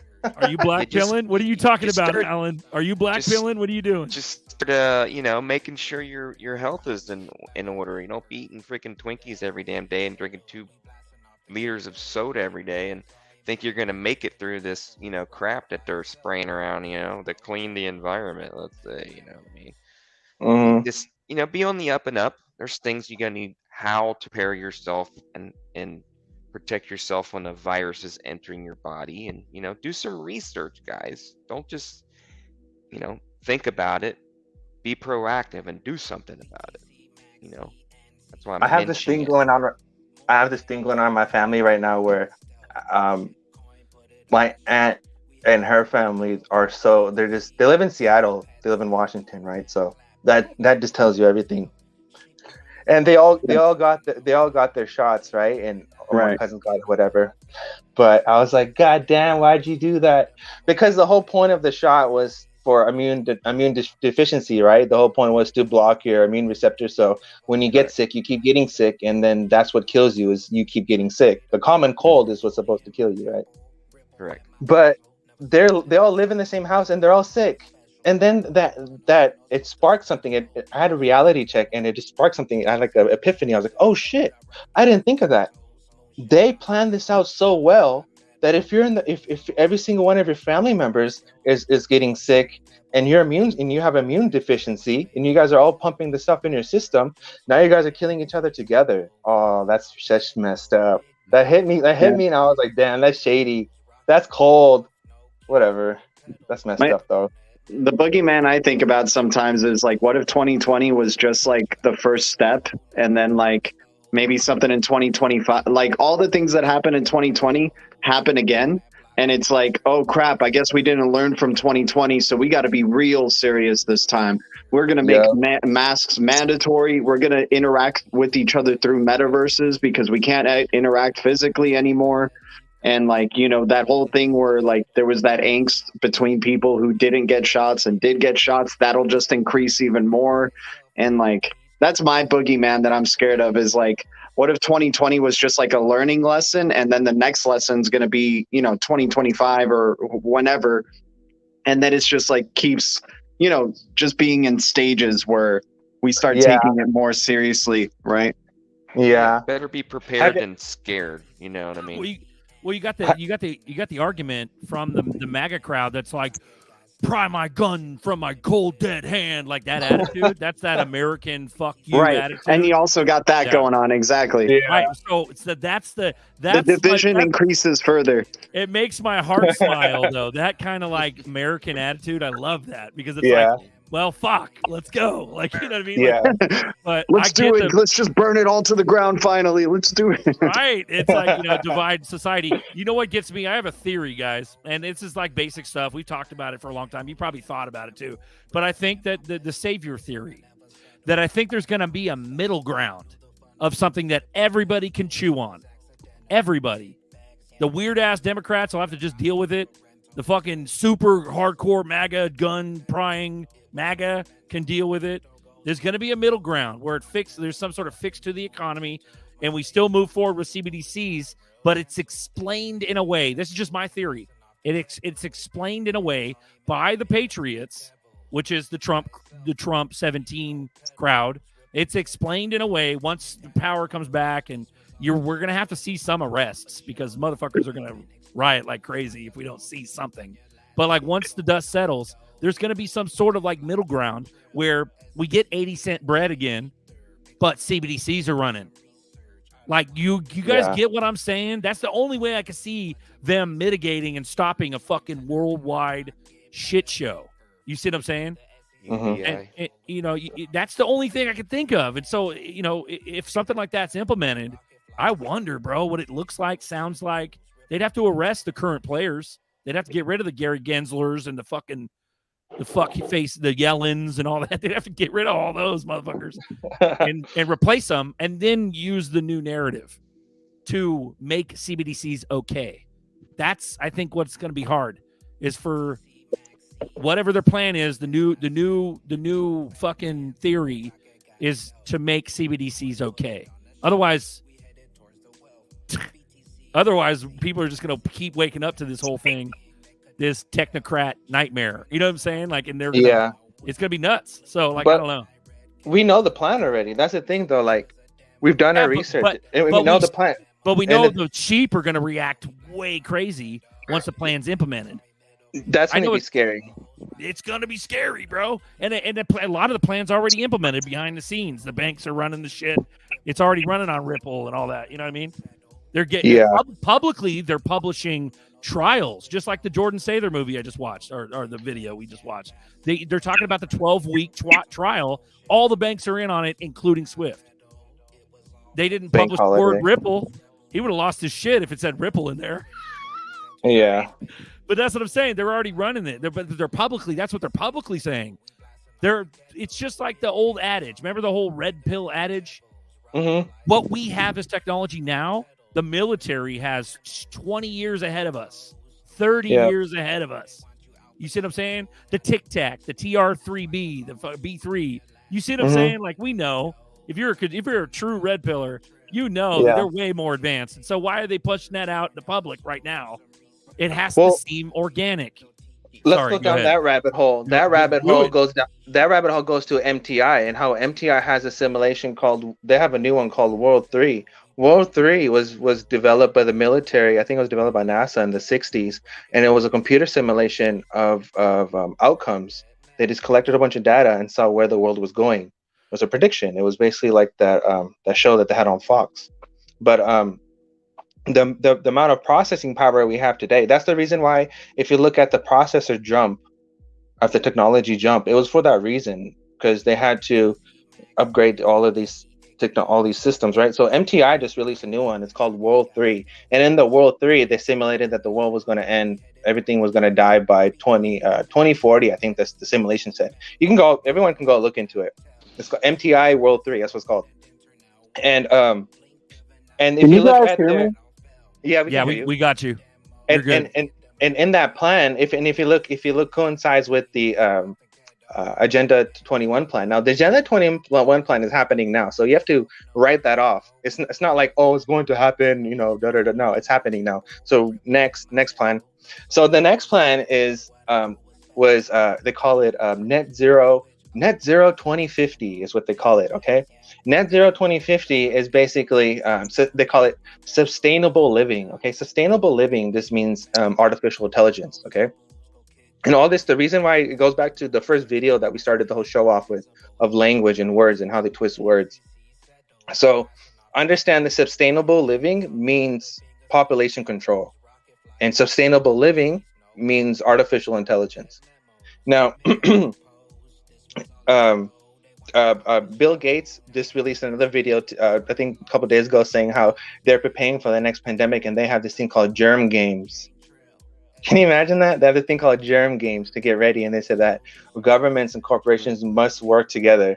Yeah, you had IBM. Okay, so let's go down the crypto hole. So you have Stellar. You have Stellar who's working with Stronghold. You have Stronghold who's working with IBM. You have IBM who's working with Qualcomm. You have Qualcomm who is working with I forgot who else they're working with, but the technology that IBM developed, it's called V2X. V2X is called vehicle to everything. The vehicle to everything standard is tied to the IOTA blockchain. IOTA blockchain is tied to every single car manufacturer and everyone you can think of. So that is the internet. That's the Internet of Things. So if you look at the corporate connections and you look at the whole sustainable 2050 and all these things, and you have to see how they're going to get there. Well, that's how they're going to get there. They know that there's an educational gap. They know that there's an experience gap. Everyone who knew their stuff, they retired in 2020.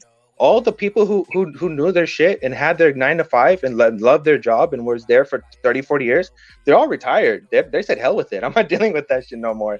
And they all retired. And this new my generation and beyond, so 30 something to 30 to 18 or 40 to 18, there's no skills there, right?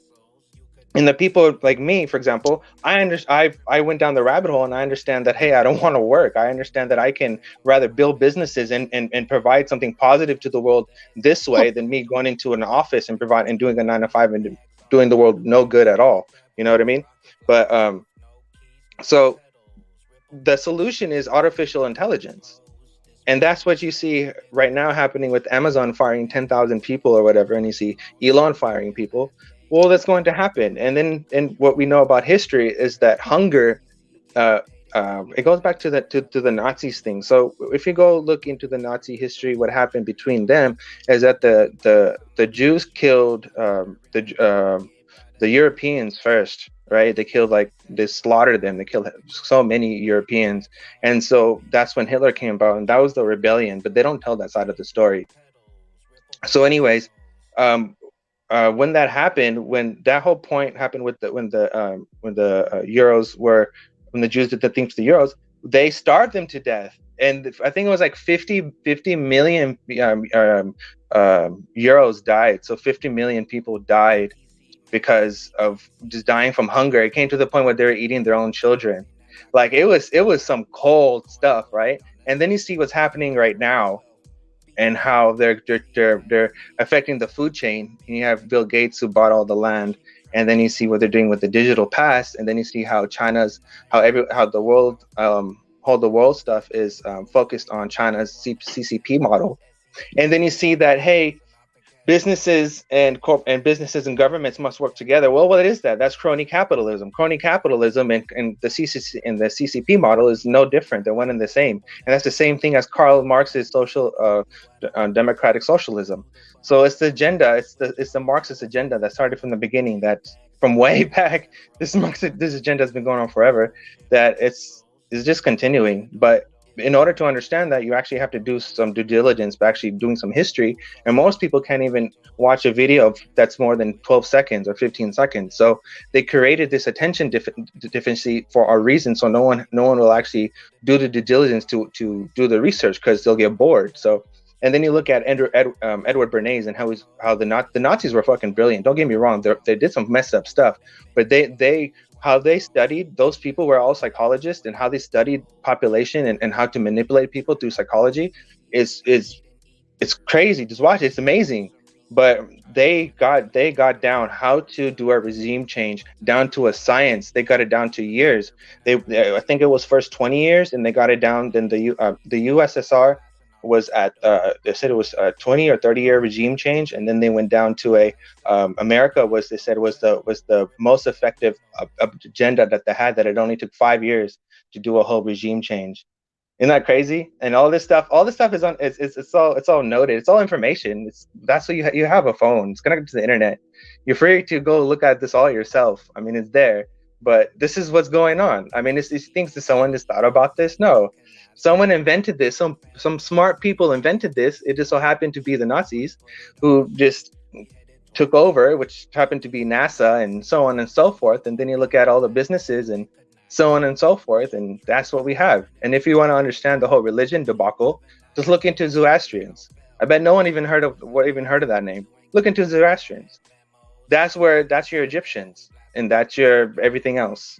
So the whole, even in the thing of Europe and how you have people who hate gypsies and all that other stuff, that's connected to that. So if you look at all the slavery, it's connected to all the religion stuff. So I don't know. I'm just a nerd. That's why my name is Nerdy Panda. I like to fucking do research. You fucking nerd. Here nerdy. You go. Shout out to you guys. We got 35 viewers. I think we hit like 41, 42 viewers. Like, you guys are pimps. Pimps and pimpettes. Kryptonite Live, number 64. Nerdy, shut your fucking mouth. You talk too much. Here we go. Great River IT.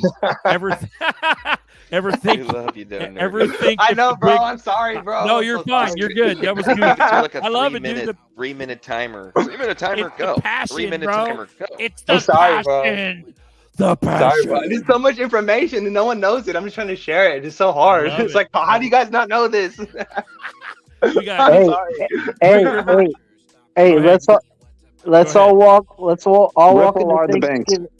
Let's all walk into Thanksgiving dinner, and we're like trying to explain this stuff, and now we got all this information from Nerdy here, and they say, well, I see on the news that it's all a Ponzi scheme, and you're still trying to preach. That's the elephant in the room that we're all going to have to deal with, and just hold strong, man. I got something for Right. that, K-Hood. Hold on. Great. Shout out to Great River IT. Ever think if the big banks wanted to stop Ripple, they could buy up all the available XRP, which current market cap value is 19.2 billion. Elon paid $44 billion for Twitter. For sure, it has to seem organic. That's why they leave their fucking hands off of the 50 or so billion that's in the market. You know what I mean? Or the 40 something billion. What's on the retail side, they have to leave it alone. The escrow is earmarked, you know what I'm saying, for them. That's why they don't touch the retail. Not yet. At least I think. You guys want to add to that? Hey, brothers, it's a global movement. It is. Ripple are the banks. I mean, Yeah. they Right. are the banks. has RippleNet to- is a consortium of banks. But it has to seem organic. So they're talking about it. What he was saying was, why don't they swoop it all up? They're not swooping it up because they can't show their face. They can't show their power. And they do things over time and very slowly. They want you to look back like 10 years from now and be like, oh, holy shit. I guess Ripple was a thing. Like, Right. wow, they started with all these small banks at first, but then it just started to become bigger banks. And we always had an idea that Bank of America was going to go live with them. And then maybe, 5 or 6 years from now, Bank of America is live on XRPL. And then we're like, holy shit, okay, Ripple's following through with what they were saying. And it's because they freaking are the banks. The technology was created by former Bitcoin developers who probably had banking connections and a freaking member of the NSA. And then you see the, advisory board that they have. Like, it's definitely created from them. Even Bitcoin, I think, was created from them. They want the digital financial system benefits them the most, not us. Exactly. we got Yeah, something exactly. we got something That's it. crazy bullish here. We got a video. It's called Braun and Brawny. It's Snoop Dogg, Charles Hoskinson, and I guess apparently a guy named Clay, something like that. Anyways, You've seen it here on Kryptonite Live. Let's go. I'm probably going to get a strike for this, but fuck it. Let's go.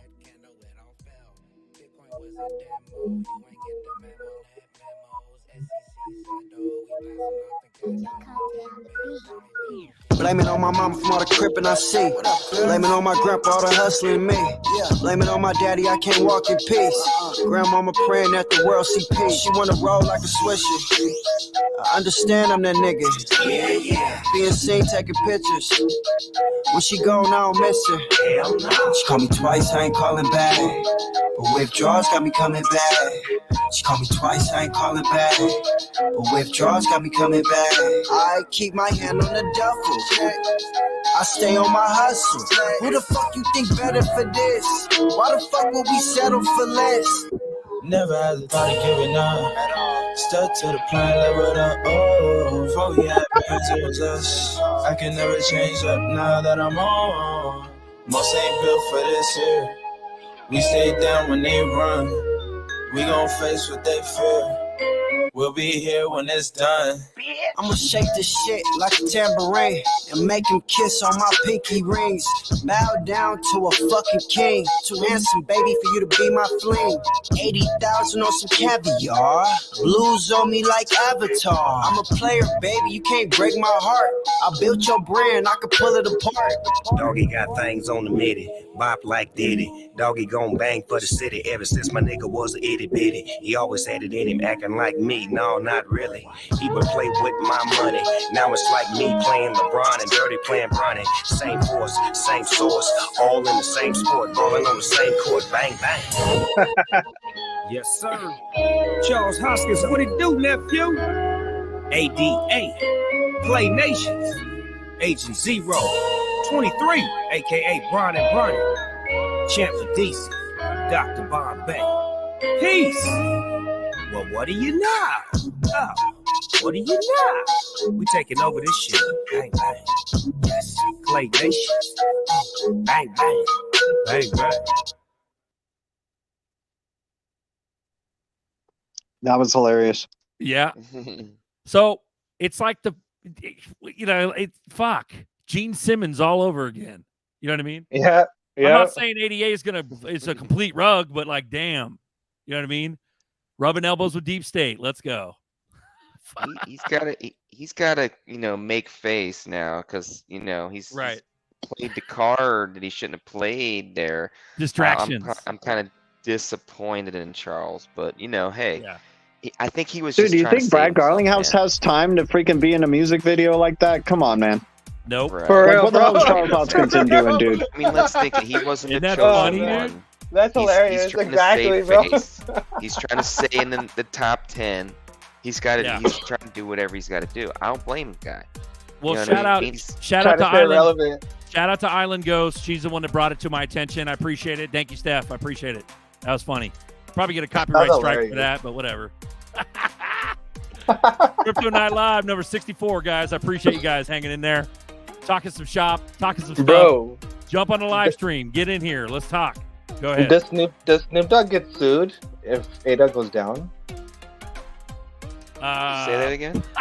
Like FTX. Yeah, does Snoop Dogg get sued for endorsement if Ada goes away, just like FTX and Celsius and Right. so on and so forth? Well, like DAI, bro, our main man, DAI. He's like ETHgate. You're not immune from ETHgate, Charles. Wait a second. How are they going to It's all sue? distraction. There's nothing in the United States code that says that any of these are a currency or security. So how are you going to sue for that? You're suing for speculation? Well, little different though. Little different. One was an exchange that stole all the people's money. The other one is a crypto company and a token. So that's what that's the differentiating, Matt. That's the difference right there.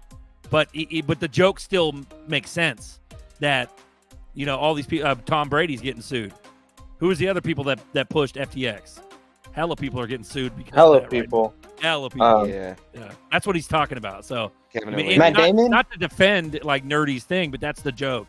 Is that Snoop will be sued if Ada's a rug. He's gonna be on the headlines like freaking Kim Kardashian.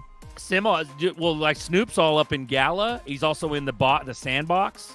Remember all that? What's up with Gala? What's going on with Gala? Gala's just fucking dormant. It's a dormant volcano that will eventually hit the fucking mainstream as soon as regulations pop. Problem is that. Sorry, go ahead.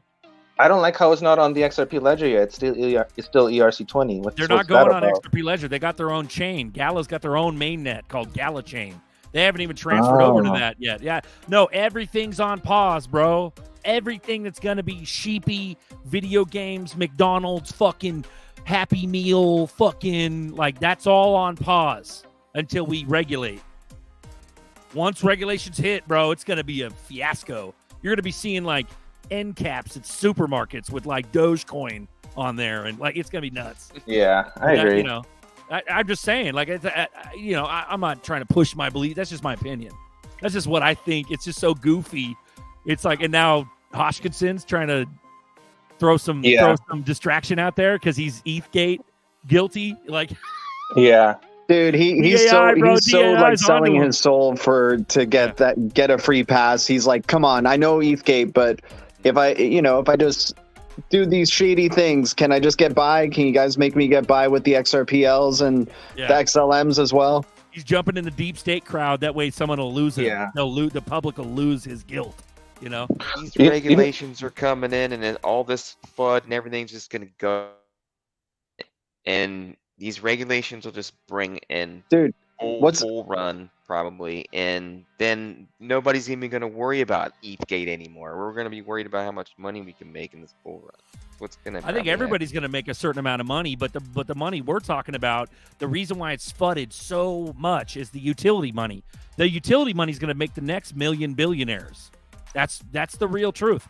Right. The rest of the population will still gain. They'll still profit off of this, but they'll do it off of like the Galas and the sandboxes and the fucking Sims and the fucking not even that. The people will be like, oh my god, play to earn. I can make money now playing video games. Isn't this great? All the new economic opportunities that we have.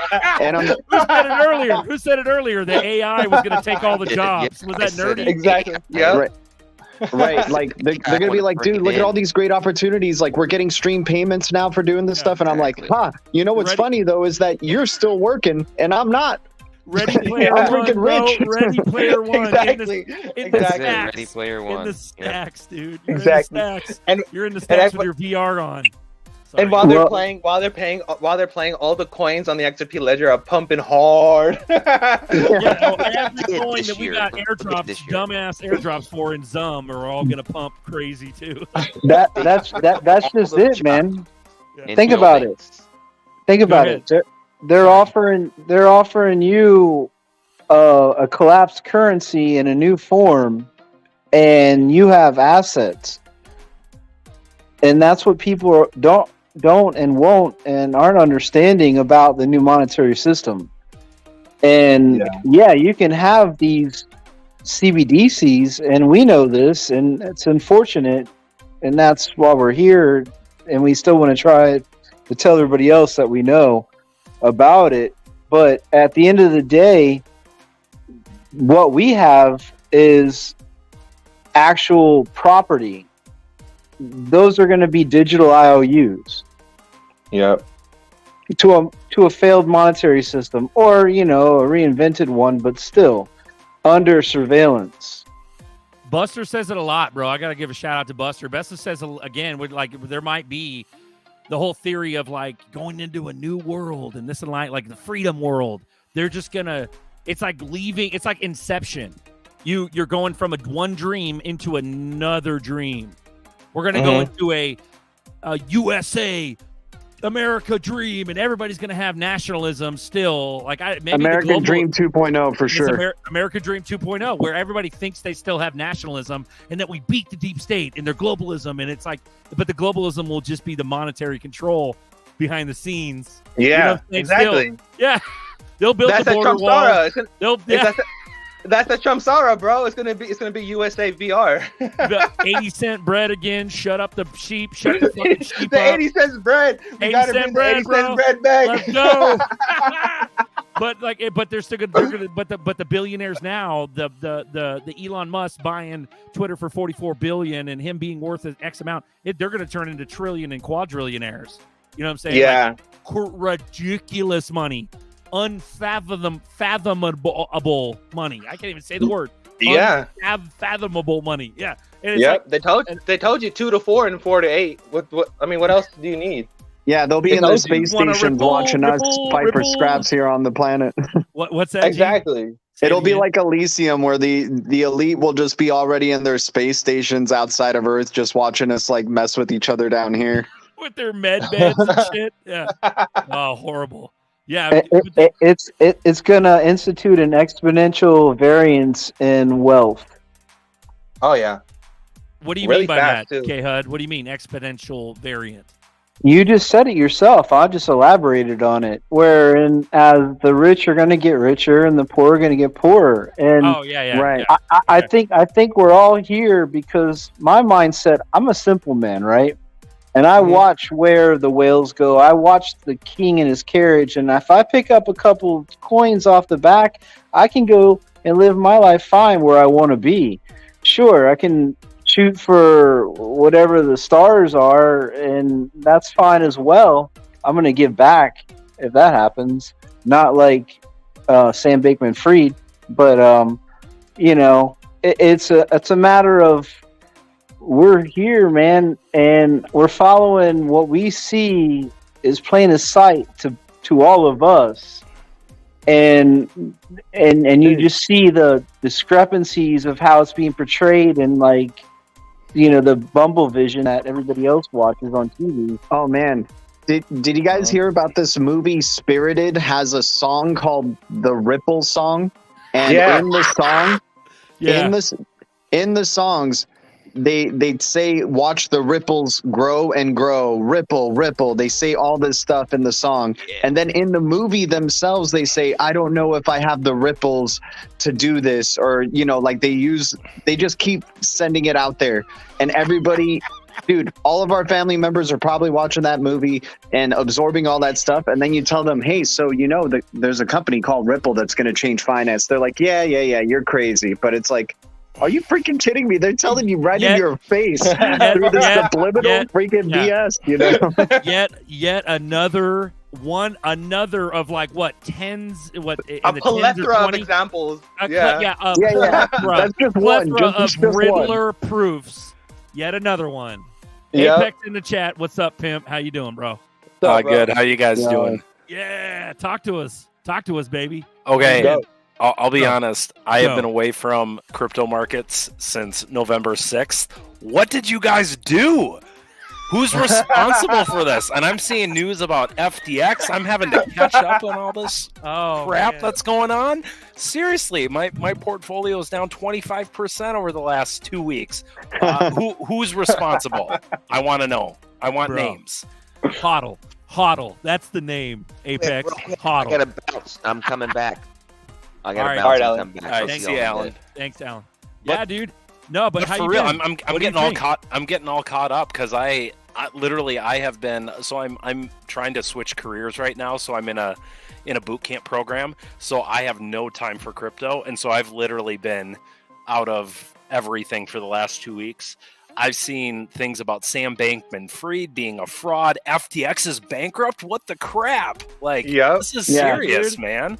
And it's funny because they're puff piecing the shit out of it. They're like, oh well, we're gonna go ahead. They have him on some like Washington Post or like Wall Street Journal or I forgot what New York fucking something Times, New York Times. Like there's a conference coming up on the 30th.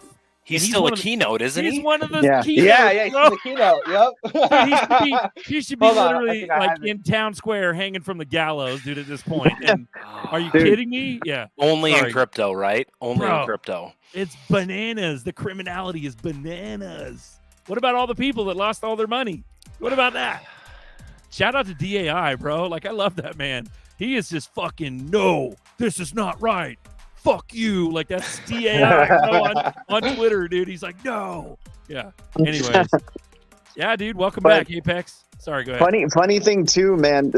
Right before the crash and the FTX and all that stuff, the founder of Tezos was saying, expect crypto winter to get worse, and that there's going to be massive revisionism in the market. And then next thing you know, a couple of days later, the FTX fiasco goes down. Well, crazy, man. Yeah, Sorry, go ahead. So what's so interesting is, like, when Celsius went bankrupt earlier this year, I was tweeting about, hey, watch out for the contagion effects of, if you think this is just about FTX, it isn't. And then we saw what unfolded with Voyager. And so what I'm curious about is with FTX, I mean, FTX is another shoe to drop, but I don't think we really know who all is wrapped up in FTX. I'm seeing musings of Genesis or the digital currency group going under. Right. And so, oh my goodness, this Gemini. could get a lot worse. Gemini, I'm seeing. Well, and again, I'm just trying to catch up on all this right now, but we could go a lot lower depending on how leveraged all these other firms are. Grayscale people are questioning how much Bitcoin Grayscale really holds. Yeah. It's bananas. Why do you think Coinbase is so butt to butt with Ripple now? You know. Well, Oh my Apex, goodness. I owe you an apology, brother. A public apology. We teased you like a motherfucker about you calling the bear market. You motherfucker. Cheers to Apex, bro. Hey, please forgive us. Hey, we're all good friends here, and I just don't want people to see people get hurt. Again, if you have a hodl strategy with blue chip projects and you've done your own research, again, I'm just hodling through this, and so I just don't want people to get hurt. And so if your time horizon is longer than hopefully the next 6 months to 8 months, and you weren't leveraged and, you weren't in these coins that you just bought because they were a meme or they were trending on Twitter, you hodl, right? And again, if you've been through a couple of these cycles before, I think, you've been through a couple of these before, and others too.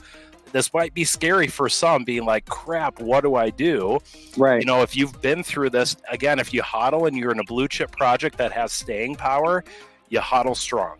Do me a favor. I know it's simpleton, but do me a favor. Define blue chip crypto. What are you talking about? Oh my goodness. So on blue chip crypto it really comes down to learning the right questions to ask before you hit the buy button. And so some things that that I see in blue chip coins, what does their team page look like? What is their experience in business outside of crypto? What is their experience in crypto?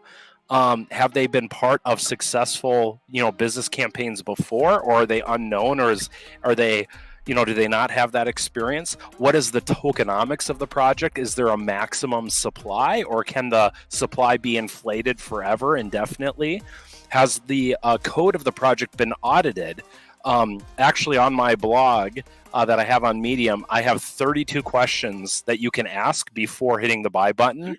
And to me, those are questions that I'm always asking before I hit the buy button. And so, again, a lot of people rush into FOMO, or they rush into what they read on a headline without doing their own research, right? Well, I got to buy Doge because Elon Musk tweeted about it, right? And they don't ask the hard questions before they hit buy. And so people should be asking hard questions before they just buy what's trending on Twitter. So, and blue chips will have a lot of those core attributes. And there's a bunch of questions you can ask, but those are just a few. Brilliant. We got 34 viewers, guys. I appreciate you guys showing all the love. Shout out to OTC. Shout out to Apex and G. Go ahead.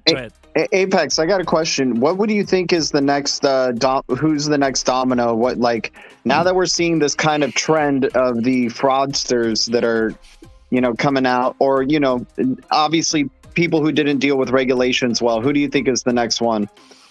Well, that's a great question. Because Sam Bankman-Fried, he looked like a savior at the time, right, when Celsius was collapsing, right? So now it looked like CZ was the savior around this time, or Justin Sun, for example, with FTX here. So what do you think? Dominoes.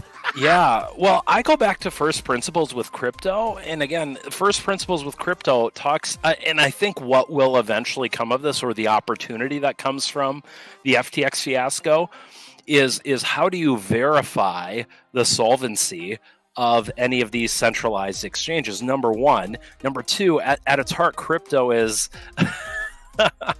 He's so happy. That's vlogs at a Warriors game, bro. Show Oh my him. goodness, he had to pop in just because he knew I popped into the He stream. had to pop in. We love you, vlogs. Sorry. Dude, Go Joel ahead, Katz go ahead. and Vlogs are in the same stadium right now. They are, bro. Hey, that's dope. He can't hear us. He can't hear us. He can't Sorry, hear go us. ahead. Sorry, Apex, go ahead.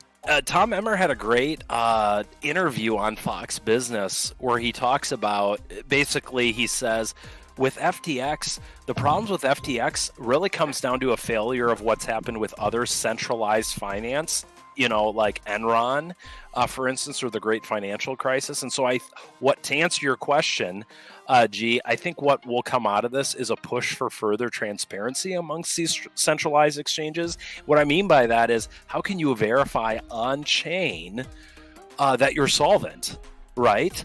And it's kind of like what people are calling Grayscale out. Grayscale is disclosing. They self-disclose how much Bitcoin they hold, but what people are pushing towards is, well, prove it. Show us your wallet addresses with, to prove that you hold the 2 million Bitcoin, or I forget how many they have. Yeah. And Grayscale's response is, well, due to security reasons, we're not going to disclose and privacy. Yeah, community guidelines. You're harming us with your community guidelines. Exactly. And so for you, again, I don't hold Grayscale. And again, but that should be, for me, my red flag alarm would be going off like mad. Oh, hell yeah. When you get that kind of PR typical response, non-answer. The bank speech. So what comes out of it? I mean, the hard thing is like with Celsius, I don't think a lot of people knew that, Three Arrows Capital and Voyager, had lent money to Celsius, right? And so when Celsius went under and couldn't pay its debts, well, that put Three Arrows Capital over the edge and Voyager over the edge. I think Voyager, ironically, was bought out by FTX or saved by FTX, and now FTX goes down. And so there's rumors about, what this means for Genesis, because Genesis had, I think it was $2.8 billion in outstanding, loans, or had loaned out $2.8 billion worth of loans to FTX. And Genesis is part of the digital currency group. Apparently, it was either Genesis or the digital currency group. They took down their team page in the last 7 days, where you used to go and you could see their leadership. Now, if you go there, it's no names are listed there. So huge red flag there too. But it'll be really interesting. I would hope that at the very least, this finally lights a fire under the U.S. government to actually provide some form of clarity. Sadly, I think it will provide not the clarity that is needed for crypto to thrive, but what is it, David Schwartz quote? Bad regulation is better than no regulation. I think that's a David Schwartz quote. At least it gets us somewhere, but it'll be really interesting to see how FTX unwinds and how many people had lent, or how many entities had loaned money, and how the contagion affects further spreads. So,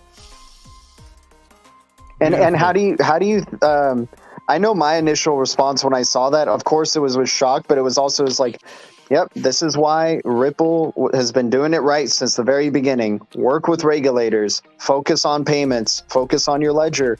Don't try to do all this crazy DeFi stuff with your ledger right away. All these was that kind of your response as well, as like, well, this is why Ripple is like the big boys in the room, Oh, absolutely. And you can even if you take the Ripple Insights, where they disclose how much XRP they're selling, how much they buy back. They also have wallets that are on a decentralized ledger, so any one of us can go and verify what they are disclosing and whether it's true or not. And Ripple has done that, I think, at least with their quarterly reports for the last 2 or 3 years. And so Ripple, that's really the difference, is Ripple self-discloses. They do their quarterly reports. Grayscale has to self-disclose as well. The difference is Ripple's information can be verified on the XRP ledger on chain. And so any one of us can go on and verify if what they're saying is true is actually true. And Grayscale, we just have to take them at their word. And so I would hope, you're right. I think Ripple continues to be, the white knight in this space. They continue to want to work with regulators and seem to, even outside of the lack of clarity and of how they're supposed to report as a crypto entity in the United States. They're still being super transparent, and that's setting them apart currently in this space for sure.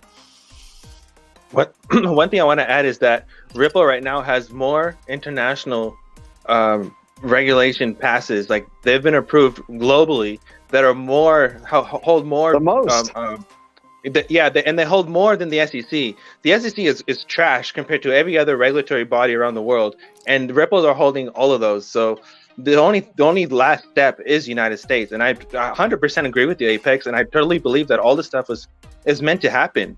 I mean, we can go down the rabbit hole of JPM coin and how JPM, they were trying to use Ethereum and it didn't work, and now we clearly know they're going to use the XRP Ledger. And then you look at all the JPM, the new digital wallet thing they post out, and how they're going to use.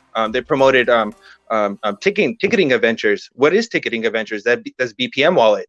So you're 100% correct. Mm-hmm. One thing I just want to add really quick, and I think why it's super important to us as retail investors, is if you haven't learned anything from the FTX fiasco or Voyager or Celsius or possibly the next shoe to fall, is you should not be custodying your crypto on any of these centralized exchanges right now. Especially if, again, there's rumors about, is Coinbase solvent because of Genesis, Ergo, FTX, all of these things. I mean, we knew people. Go ahead. CZ chimed in too. CZ chimed in and ousted Brian, Coinbase with their numbers, and he threw FUD out there and then deleted the tweet.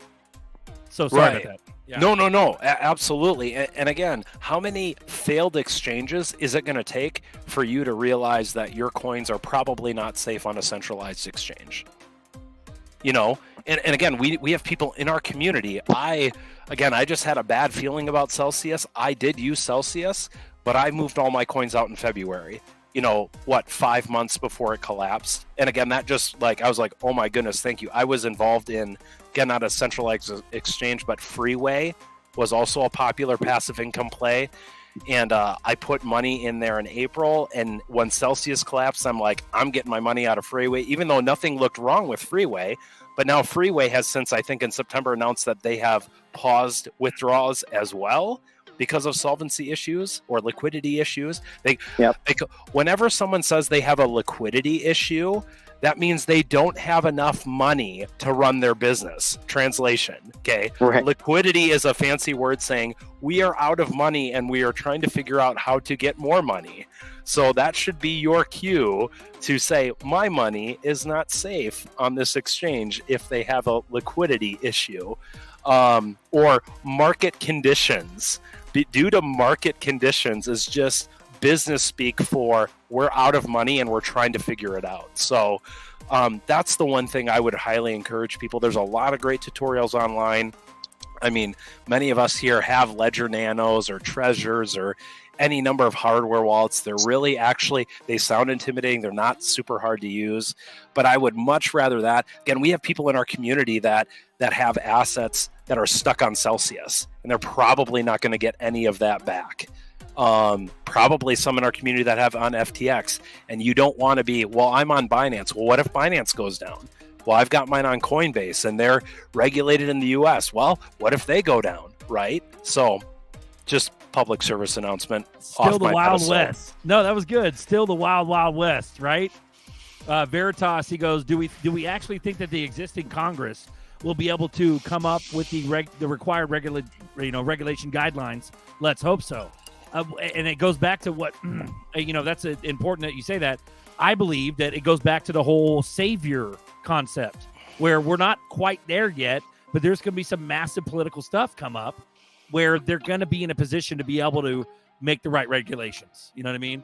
Yeah. Totally. What that looks like, who knows? The one thing that could circumvent that is, again, not to get too political here, but it's just reality, is if we have a split, the House we know is going to be controlled by Republicans, right? That's been pretty much determined.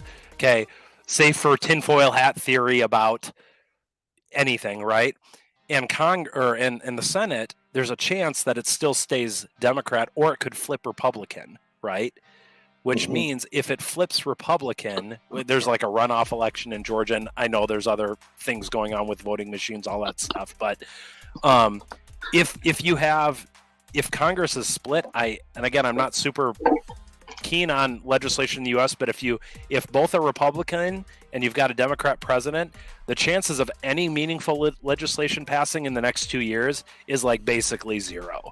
Now, again, it doesn't mean that crypto can't be the bipartisan issue, and in some cases it is, but I think there's too much infighting in U.S. politics. It's too much of a pissing match between the two parties for that to really matter. So that's the one thing I'm nervous about, where that could have no crypto regulation pass. And all you have to look back on is 2016, right? On health insurance in the U.S. Not to tangent too much, but they were trying to repeal Obamacare and institute something else with, and it didn't happen, right? And then what happened? Where are we now 7 years later or 6 years later or whatever? Nothing. Nobody's talking about revising healthcare now. So that's my one fear with crypto right now. My personal take of what's going to happen is everything's going to go through under executive order. I don't think anything's going to happen any other way. And I totally believe that they don't. Coinbase and all these exchanges are not going to survive, because if the whole point is to have a one world government and for everyone to operate on one basic thing and to have a common API for everything, I personally believe for people who are not crypto savvy at all, which is nearly most of the nation, it's easier to introduce a single app or something that you already have, which can be Apple Pay or Apple Wallet, most likely Apple Wallet, where you can just start using that as you start uploading your ID to there. You start uploading your vaccine card. You start uploading that, and that's the Trojan horse. I believe that Apple is a Trojan horse into all of this stuff, because I don't think the transition is going to happen through a politician or any kind of politician rules or anything kind of bill. I believe it's going to happen through a private company, because a private company is no one's going to control what they do. They can do whatever the hell they want to do. So they're not really held back of any kind of anything. So if you have, for example, in a national emergency, there's no liquidity and all the banks are insolvent and they're all claiming bail-ins, you have no choice. And if you already have a bill that's passed, that's already there, like the HR 21 or 91, whatever one that was called, all you need is some kind of crazy event for that to happen for them to just pass it. The bill has already been developed. So under executive order, anything can happen. You can just skip all of that House and all that Senate stuff under executive order. Good shit, guys. I appreciate you being patient and being able to get shouted out on the comments. I do appreciate you guys. I just want to say thank you very much for joining the show. Jim D, you're not ignored. We need an automated DEX to off-ramp crypto to charge up debit cards on a universal currency like gold. Glint needs to jump on this before all exchanges blow up. Also, I think We'd Say Win was talking about Zum having off-ramps, right? Am I right? That's a thing. So Zum is going to have a direct off-ramp there too. So not to worry, Jim. The banks can implode or whatever, and we're still going to be able to do, transact, I believe. So. But for real though, this is a huge opportunity for decentralized finance if we can get this right, 100%. Right. And again, the only way it screws up is if the code is faulty, right? And we know there's been exploits. There's been on a number of chains, bridges, all this stuff, but the opportunity is there. And honestly, not to want to bring this back to Flare, but Flare seems to be, to borrow Jim's phrase and maybe DAI, Flare seems to be the adults in the room on the decentralized finance. They have a real opportunity that when they're launching this chain, I know a lot of us have been mad about how long it's been taking, but there's a real opportunity for Flare here. I think that the planets might just be aligning perfect for Flare. Well, if Flare is using XRPL for settlement, then there's definitely a reason why they're delaying everything. They're waiting for regulatory, clarity, so they can get on with using freaking XRP for settlement for their platform. And it's that tinfoil shit I was talking about earlier. To steal your phrase, Apex, the tinfoil hat shit is that it's all on pause. It's all planned out, all on pause, waiting to blow. That's the Gala, the Sandbox, the fucking Flare, the Songbird, everything. It's all on pause. I 100% believe that layer cake is the secret weapon. Layer cake is the secret. Is the Ethereum killer? Is everything? Because layer cake. Explain what that is. Layer cake is on Flare Network. Layer cake is what Quant does, but for the public. It's like the easiest way I can put it. It's interoperability for all the chains. Simple as that. It's interoperability for all the chains. So you can have NFT on ERC and transfer NFT to XRC. You can have XRC to XRP. Layer cake is the secret weapon, and I think there's a reason, 100% reason why. Have you guys ever looked at the Songbird white paper and how the Songbird white paper says that Songbird is a more advanced technology than Flare, and Songbird is basically a test net, right? A test net coin that they use Songbird to test the thing, and then they publish it on Flare. I think what's happening is that through regulations, because look at Songbird, how all the liquidity was completely just sucked out of it. It was so hyped up, and all of a sudden it just plummeted. I totally 100% believe it's a shake and bake.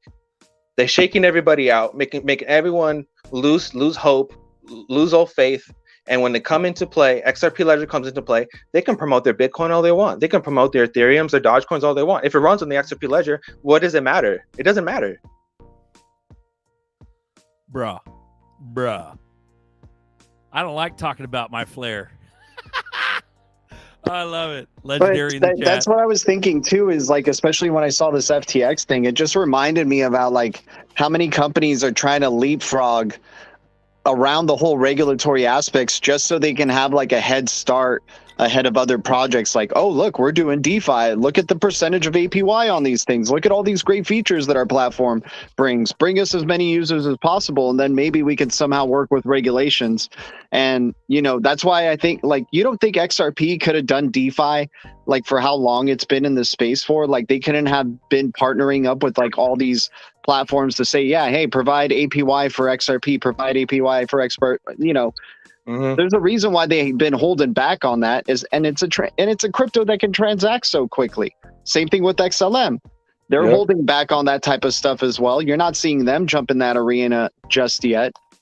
So I think there's a reason why and Flare is going to be one of the most liquid cryptos like out there right from the get-go when it's airdropped because of all the exchanges. But once again, Flare's not going to do the DeFi thing until there's regulatory clarity. So, I mean, Flare has to be, I don't know if it is, but I'm pretty sure it is, so I'm going to say it. Has to be the largest, most distributed airdrop in crypto history. It just has to be. 100%. You take into the number of exchanges. I think they said they're airdropping to over 100 exchanges, and the number of, I think they said millions of self-custody wallets, something like that. It's bananas. Like no other airdrop even comes close, which means, in theory, liquidity, right? And a community base that's already mobilized right from the launch of the network, which is what every network in crypto history, Bitcoin included, has tried to do, right? That's the race that they're in when they launch their token. How do we get our token distributed? How do we ramp the network? How do we increase users? Flare is going to have that from day one in a way that no other coin has had. Exactly. Hey, a little levity to the program. Brad Garlinghouse is like young Jeezy, okay? He's like, if I ever said all the money, you know, I mean it. Right? He should do a music video with Brad Garlinghouse just to show Charles Hoskinson what's up. What's that? Say it again. I said he should do a music video with Brad Garlinghouse just to show Charles Hoskinson how to do it, you know? Yeah, but that would delegitimize the whole. Oh, of course, exactly. They got to stay. Chris Larson instead. They're the adults in the you know, in the space. They got to remain the adults until it's party time. You know. Fuck. Did anyone notice how Decent Wallet is the only wallet that you can have Flare on right now? You can download the Flare wallet on Decent. You can't do it on the Ledger. You can't do it on any other wallet. Doesn't that raise any eyebrows? Right. Well, a lot of us did our stuff on our. You could still claim the Flare airdrop. Remember back in the day, we claimed it on multiples of wallets. But you're talking about the actual compatible flare, not Bro. just claiming the airdrop, right? I think there's something bigger happening here. I think it's going to be a separation of everything, where there's stuff for the public and there's stuff for the private sector. I believe the ledgers and stuff might be for the public, and the decents and stuff might be for the private sector. Because Ledger XRP does have a private ledger, and I don't know, it would be easier just to have a fingerprint and just to sign your stuff like that for a corporation to pass them out. So much easier. This is a good question. I think is important. Crypto OG goes, what is Flare going to do with the tokens allocated to exchanges that went under? And I think this is the first of many dominoes too. We're about to see some shit show happen. So that's a really good question. People are already fucked from the whole Coinbase Songbird thing. So I wonder how they're going to address all this, man. This is nutty. Probably. Yeah. Well, what they can't. I mean, they can do whatever they want. It's their coin and project, and there's no governance model yet. But I assume that they're just going to still airdrop to, like, if you had a wallet on Celsius, right, that's caught up in this, but you can't move your tokens, and whatever happens with Celsius or FTX or any of the other ones, Voyager, etc., I would assume they're still going to airdrop them because the snapshot already happened. But who has access to those wallets is going to be whoever ends up in control of the assets of Celsius or FTX, right? So The creditors. Yep. So again, if you don't know this, your wallet address on Celsius or any centralized exchange is not your wallet address.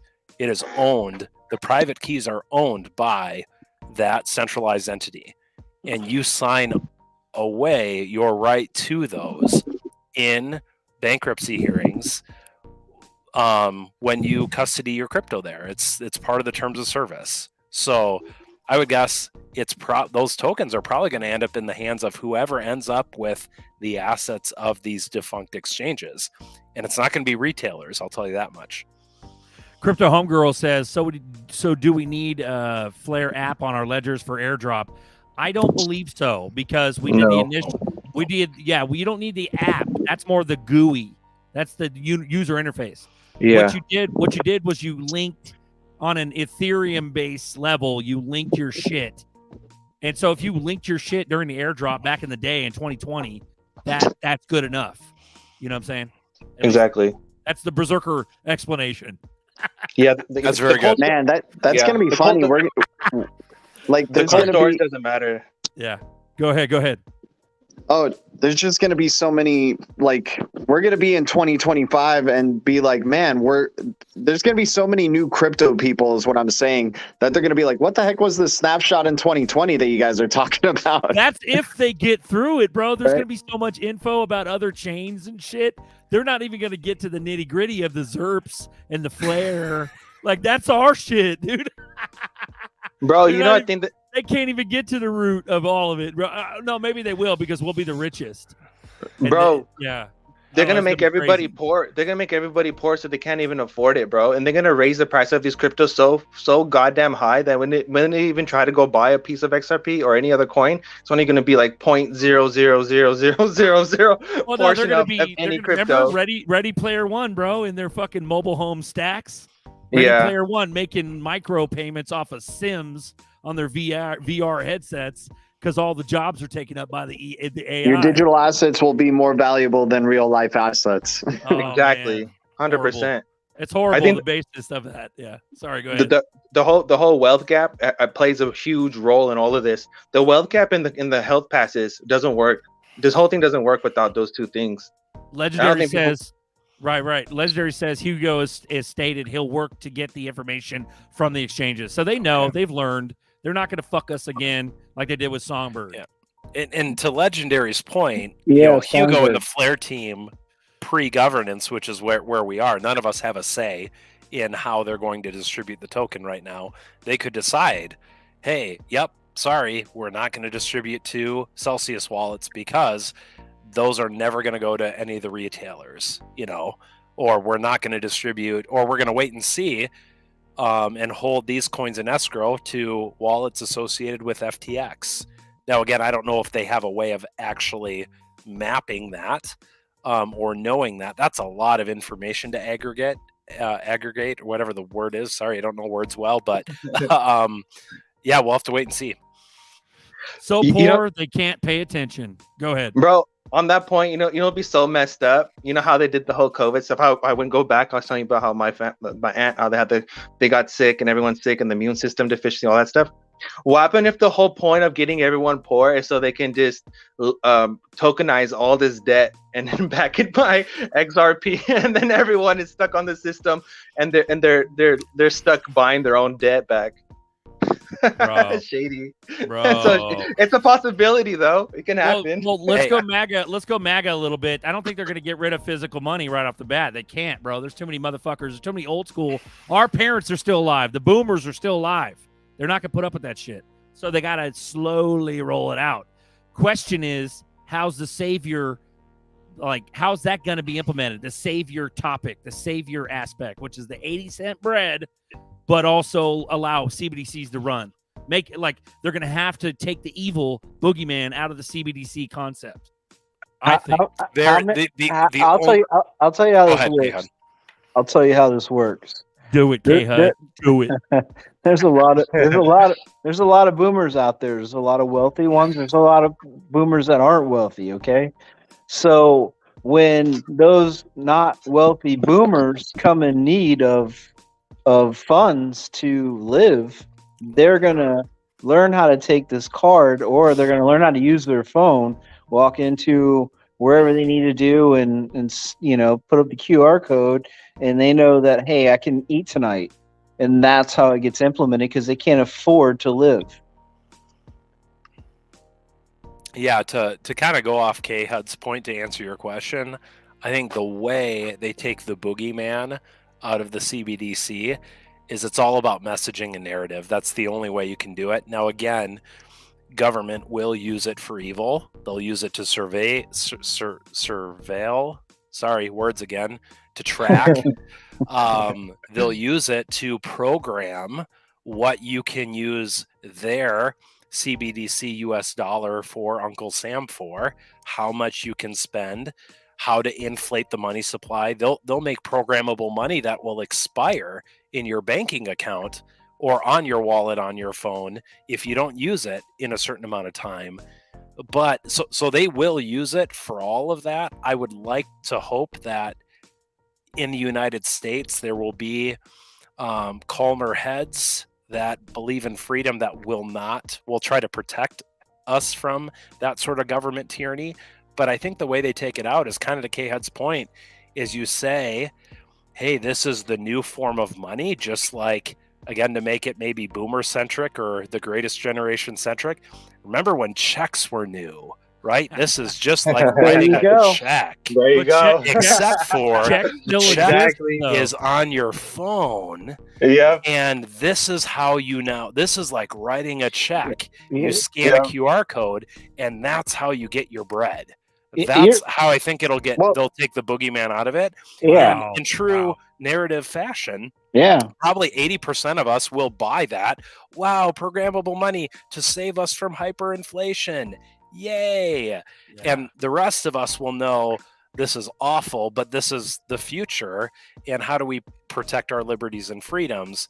And then the race will be off. I think they're already starting it with coexisting cash or whatever new rainbow. Yeah, exactly. Money. You're going to coexist cash and then implement this to the boomers that are interested in tech because they're all mesmerized by it. Sorry, go ahead. Like we were saying earlier, it's all a slow transition. We're not even going to know that we've implemented this until we start really reflecting and going, whoa, did you remember where we were at 10 years where there was a coexistence period between using our phones for payment and cash for payment? And now we just walk around and we're making streaming payments just by existing, not even having to use a phone anymore.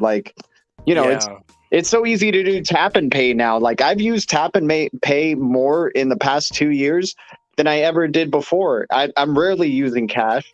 It's all a slow progression. It's all just going to weed itself out over time and become that new norm. Let me give you a little levity again. Okay. So we walk into the grocery line, and I'll hearken checks into that. Okay. And you're on the line, and you're pulling out paper and metal, and people behind you are like, oh my God, this person's got paper and metal, and you're a boomer and you figured out how to do this kind of stuff, and you're like in the same line. So it's going to usher in a movement of you're going to be ostracized to even use physical money. 100%. Oh, what I want to say is on You guys Apex's are point killing it. Just think about how fast Sean, we what's up, Pimp? What up, Sean? think about how fast we adopted Zoom after all this stuff and video streaming and stuff like that. Like, Not just it Apple, could be not that just that. quick. We got Apple Pay, Zelle. What's the other shit? Cash App. Yeah, right. All these apps we downloaded that was like that. overnight, man. That was like overnight. Yeah, retarded. Bro, Hey, real I remember quick, when real quick. I remember when Real I remember when. Oh, go ahead. No. Real quick. No, Go, I was just gonna Sean, say, go. I'm only chiming in for 30 seconds, and I got to go back to the party. You're on the clock. 29, 28, Go. 20. Dude, you guys are 27. What is this, a shot? This is a shot clock? I'm No, kidding, but you guys bro. are Go. killing it. I'm loving the conversation. Thanks, Sean. Go ahead, bro. No, Oh, I was gonna say. you guys are killing it. Oh, sorry. You guys are killing it. KHUD, We're killing Apex it. Crypto, GDLT. You guys are smashing it. You guys are smashing it. For I can't Welcome even in, bro. tell how many people Welcome on in, stream, brother. but dude, you guys are. I'm loving it. I'm loving it. 37, Man, I bro. want to Steady. participate Steady. more. Yeah. No, I'm listening in, and I find myself talking to myself. Is that good, bro? Is that good? Is that good? You know what? You're Oh, welcome, yeah, Sean. yeah, nerdy. You're welcome. Nerdy's killing it too. Yeah, I just want to say on Apex's point. and I'm I just want to say sitting Apex's here, point man. real quick. Nerdy. Go ahead. Yeah, go, Nerdy. I just want to say Apex's point that I remember that transition. They introduced the check debit card. Why are you using paper checks? Now use your check debit card, and the whole thing, boom, just switched like that.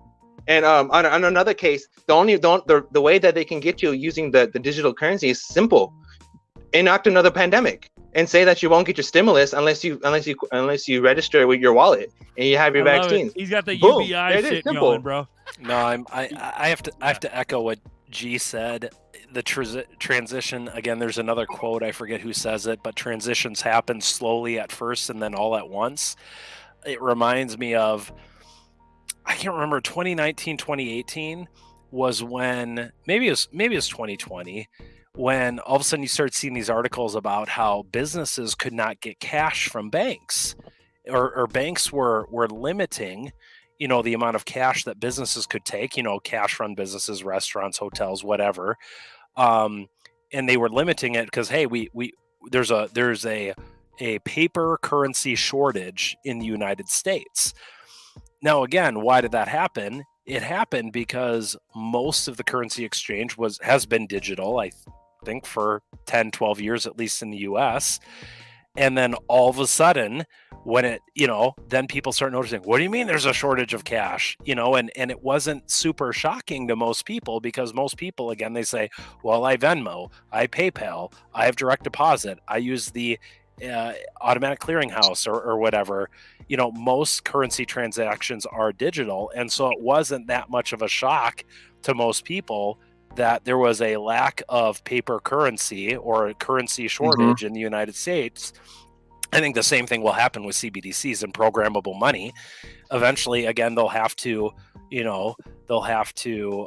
placate, or whatever the word is, make it palatable for people that are skeptical, or the older generation, or not just the older generation, but people that are skeptical about digital currency. But it'll be like, hey, let's be honest. When was the last time that you pulled a $5 out of your wallet and spent it at a gas station, right? And most people go, oh yeah, like I never do that. Yeah, this is exactly like that, and only way better because it's going to come to you instantly and you can spend it anytime and there'll be no overdraft fees. Oh wow, that sounds so great. And so you're right, G. It happens slowly over time, and whenever that happens for digital currencies, whether it's 2025, 2030, or 2030, most people will just wake up one day and be like, "Oh yeah, it's always been this way, or it's been this way for a while already," and all of us will be screaming like, "We've been talking about this for the last 15 years, the last 20 years. We were here first. We saw it before no one else did. Exactly. And then they'll write movies about us. Well, they say it's gold back, so we're going back to like God's money and stuff, and that's cool. That helps. That eliminates inflation and all that bullshit, or you know what I mean. So, is it good? Is it bad? Is it like they're gonna have to pull that boogeyman out of that CBDC for shizzle, my nizzle, like for sure. I think that boogeyman's gonna be ODL. When Ripple comes on and says we have on-demand liquidity and we have gold reserves and so on and so forth, and everyone's but like, only banks hear that. Normal folk, the boomers, don't even fucking know what that means.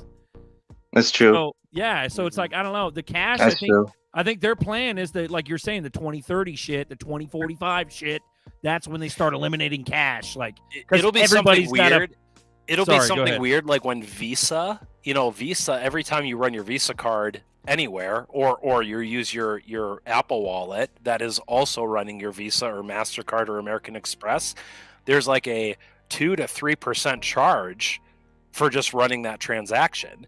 And maybe the pulling the boogeyman will be out. Visa will say, guess what? 0 transaction fees for all of your Visa transactions. What? Yeah, they're incentivized. And everyone will be like, incentivized. wow, that sounds so great. And They're then we'll be like, incentivized. the only way they can do that is with ODL and XRP on the XRP ledger. Check it out. And the flip side is that in order for like banks will start implementing a fee to start taking cash out of the ATM. It's a double whammy, bro. They're already doing that. Yeah. Some of them are already doing that right now. That is fucking horrible, bro. Like, have you guys seen that China is testing gold for COVID? They're literally swiping everything they can and testing it for COVID. I think they might use that narrative and say cash has COVID on it. Well, they already did use that. People aren't putting up with that bullshit. You know what I mean? They're just not. I just think it's going to be. Sorry, go ahead. I think incentivization. I think Apex is correct, and I don't like. I don't like to talk about this. I don't like the fact that they might very well essentially take away cash to become the actual NWO, where it's like biblical fucking mark of the beast, like that.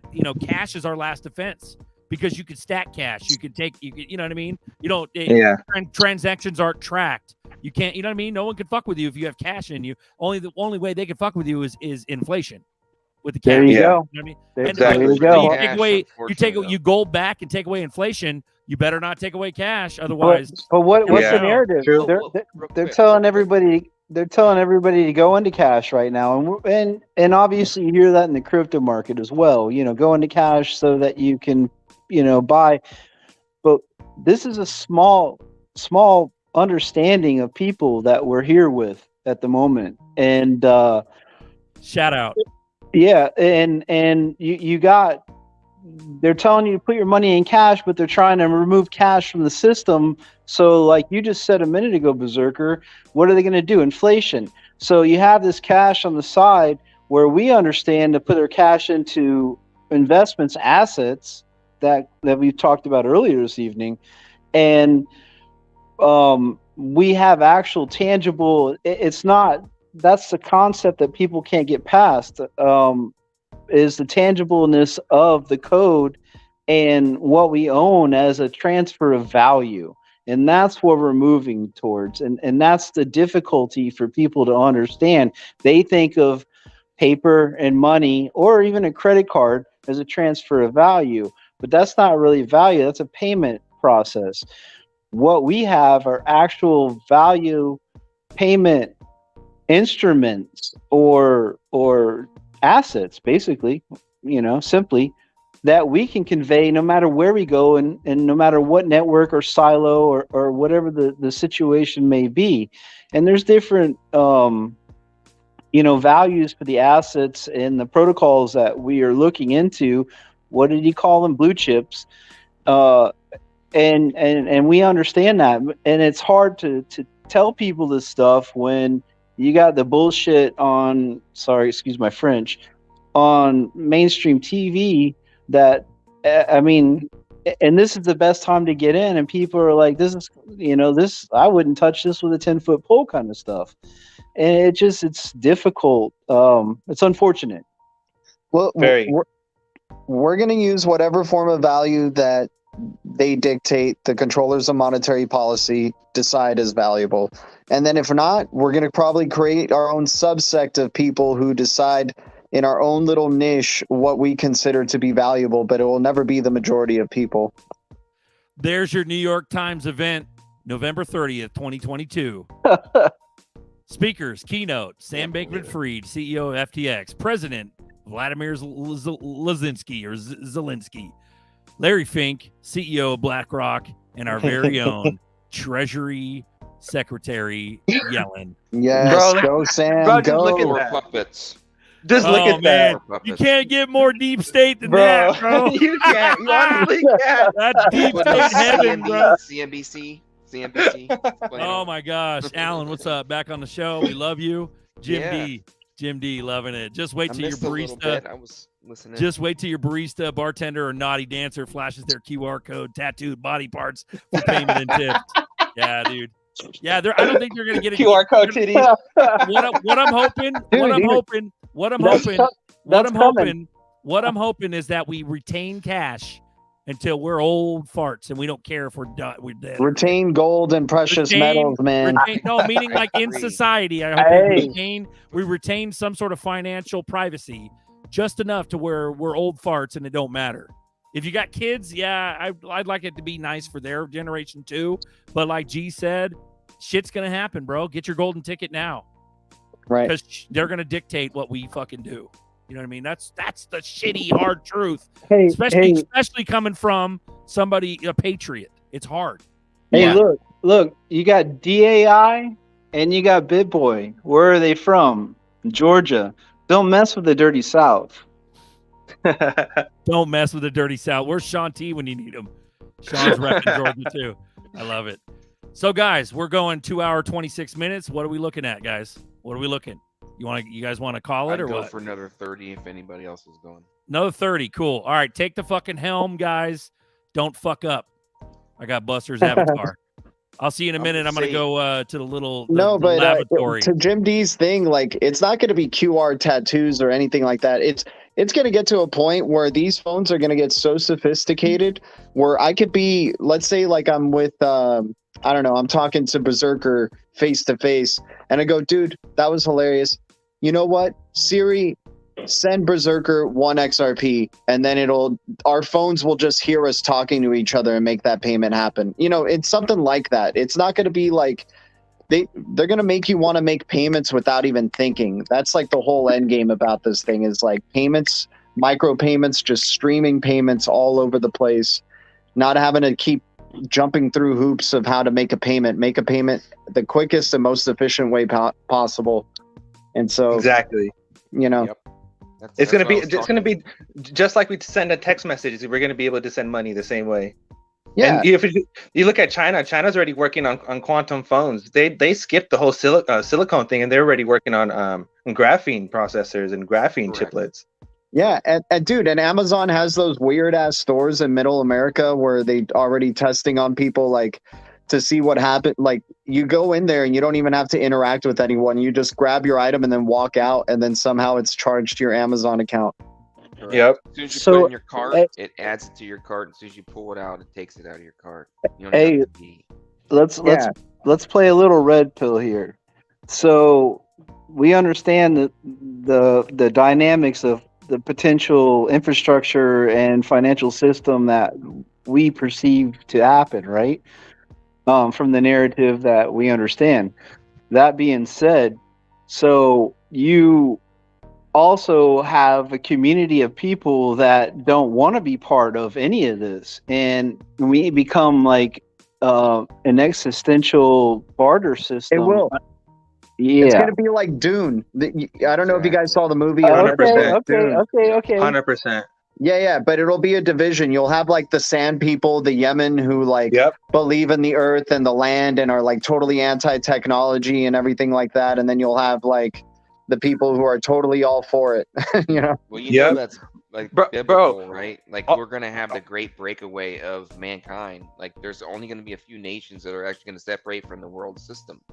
Come on, guys. Quit being so doom and gloom. No, bro. There's so gonna many be- there's Netflix gonna and be Amazon countries that shows are going to of separate from this world bro. system, though. That's the thing. We're going to be a part of that. I believe America is where going do you to be one think of the that- greatest nations and be a separation from that. So that's Bro, what you're going. Where do you think on, the Julius. concept comes from? It comes from Hollywood, bro. Like, Bro, there's so many Netflix and Amazon shows how you have the separation. Exactly what they said, the Sand People, right? Where they're like, oh, we're from the old world when we had freedom, when we didn't have technology. That's gonna be the lower class, bro. That's gonna be the wealth gap separation. it's a predictive programming, right? Bro, Dude, 100%. I think our 100%. our saving grace is literally financial privacy, cash. And I've said this for days. If we retain financial privacy, that'll be part of the narrative in the campaign to remove the boogeyman from CBDC. Well, hey, let me say something real quick. Do it. Real fast. Do real it. fast. I'll be right Okay. back. So XRP is eliminating the middleman, but it's also becoming the middleman. And you think about the spice trade and how everything grew. Like this is back, biblical times, where you had the spice trade. Spice trade. Yeah. Well, now XRP is going to become, from what I understand and I see and envision in my personal viewpoint, narrative perspective, is they're going to be the middleman of all middlemen that have ever been created. Yep. The pepper to the salt. But think of all that money, though. Think of all that money. It's so messed up. We already done thought about it and spent it 90 million ways already, bro. We've been in the space 99. Yeah. So long. Bro, I already made a spaceship in my head. I made a fucking whole nother. I've been talking about for years. Yeah. And that's what I think they're also hoping for is like if they make a bunch of people, because everybody goes, oh, they can't make that many people rich. Like, honestly, you really think everybody in the XRP community is going to be that rich? Guys, like half of them, even most of us, are going to probably spend a ton of our, like, I know probably not us here because we're all going to be very, prideful and be like, oh, I'm not going to be spending any of my XRP. I know what I hold. But it's like, dude, when you have millions of dollars looking you right in the face, and then like you act like a child, like your personality your emotions and your personality starts to change when wealth comes into your life like that, and you kind of put aside previous principles that you had. I'm not saying everybody's going to do that, but there's going to be a lot of people like that. And, they don't mind if people get corrupt with greed over having so much money. And, they know how it's going to play out. That's how they're going to get most of our coins back is by that. They need all the XRP. Go ahead. And 90%, I think, when XRP hits $10, 90% of the people holding XRP right now are going to sell all of it. 100%. Because think about it. That's guaranteed.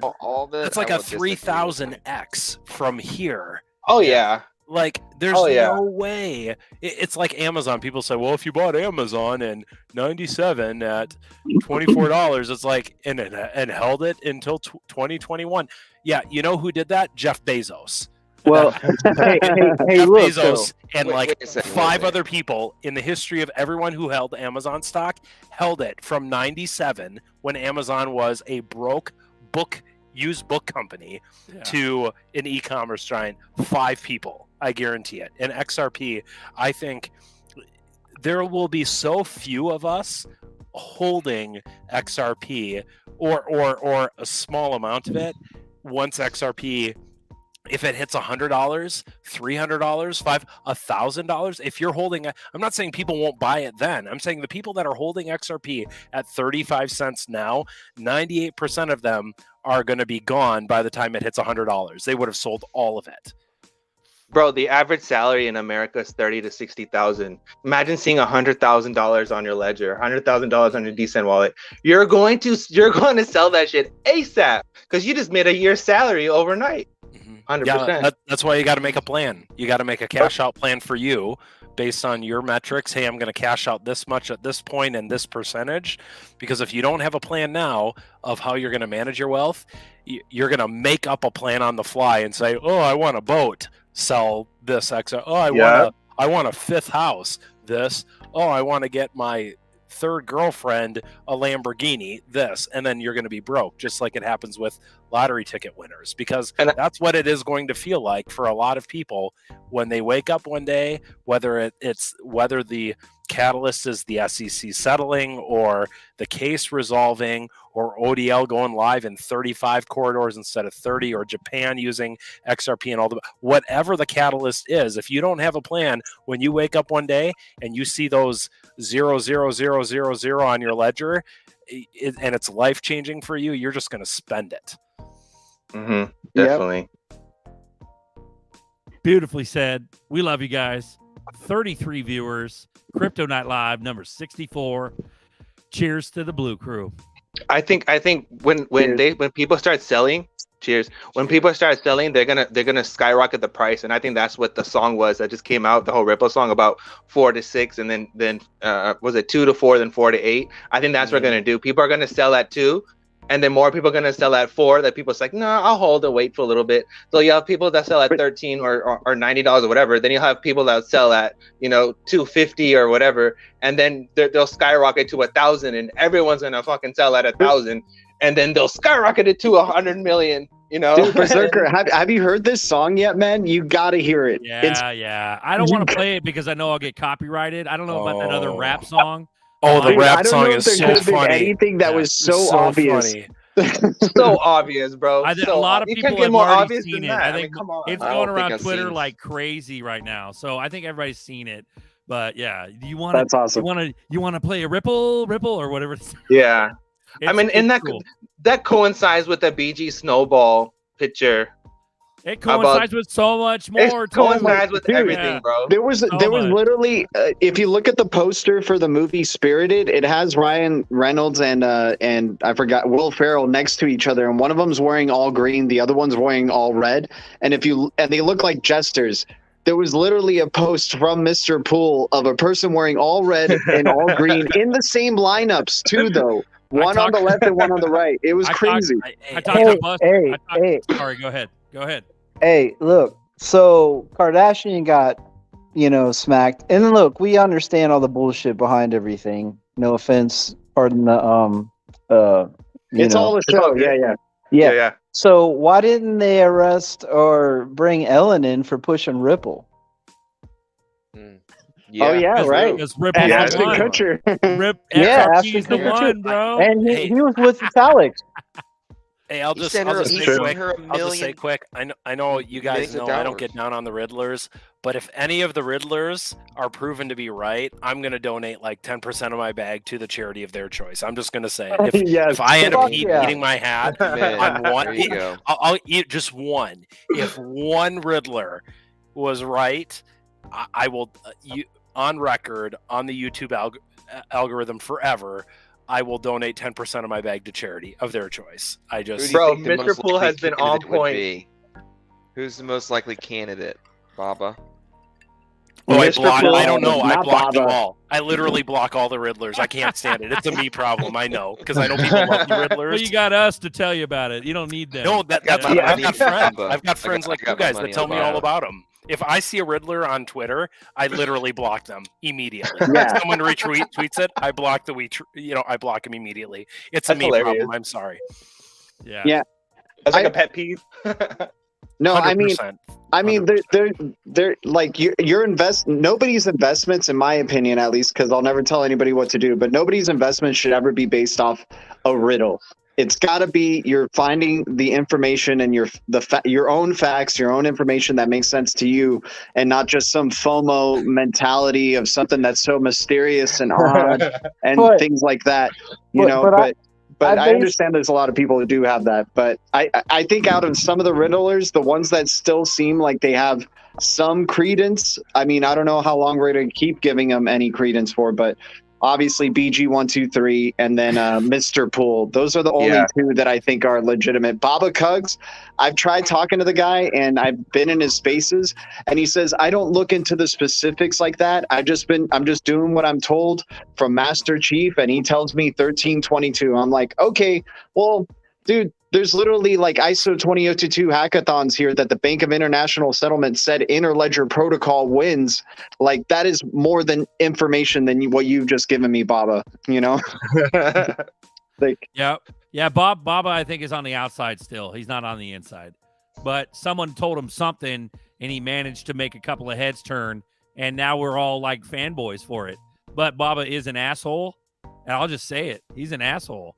I just don't like people making money off like just going, I can't really tell you the whole thing, but I'll just tell you what I was told. Yeah, and then they make a bunch of money off of that. He's using his marketing, experience to capitalize, which is bullshit. And then, your channel here, Berserker, is doing like freaking justice to the people and the Blue Crew and stuff. And like, spreading so much information like on all avenues, Yeah, so here's the game plan. Here's the Berserker game plan is to get all the Blue Crew to broadcast my shit like a virus. That's the game. Yes. So I love it. Yeah, shut me down, YouTube. Fuck you. I got friends too. People will still be able to see the show. It'll just be spread out everywhere. Sorry, go ahead. I got into a Bubba because Bubba said something and I said something, and Mr. Intuitive responded, and then Bubba blocked us. I forgot what it was, but we called him out on something. But it was hilarious. Right. Somebody threw him a breadcrumb days ago, and that was it. I think. But it doesn't change the fact that the other, the Mr. Pools and the Bearable guys, that it doesn't change that they're legit. Yeah, they are legit. That's legit. So yeah, here's another funny thing. We were talking about DAI earlier, so here's something right here. DAI shares Kevin O'Leary, Mr. Wonderful. It's a bunch of eyeballs, so shout out to DAI. He goes, "Hey, Crypto Bozo, I'm worried about you. I'm thinking your thumbs are going to fall off. You tweet every 30 seconds. Only thing missing are the facts. You just make shit up."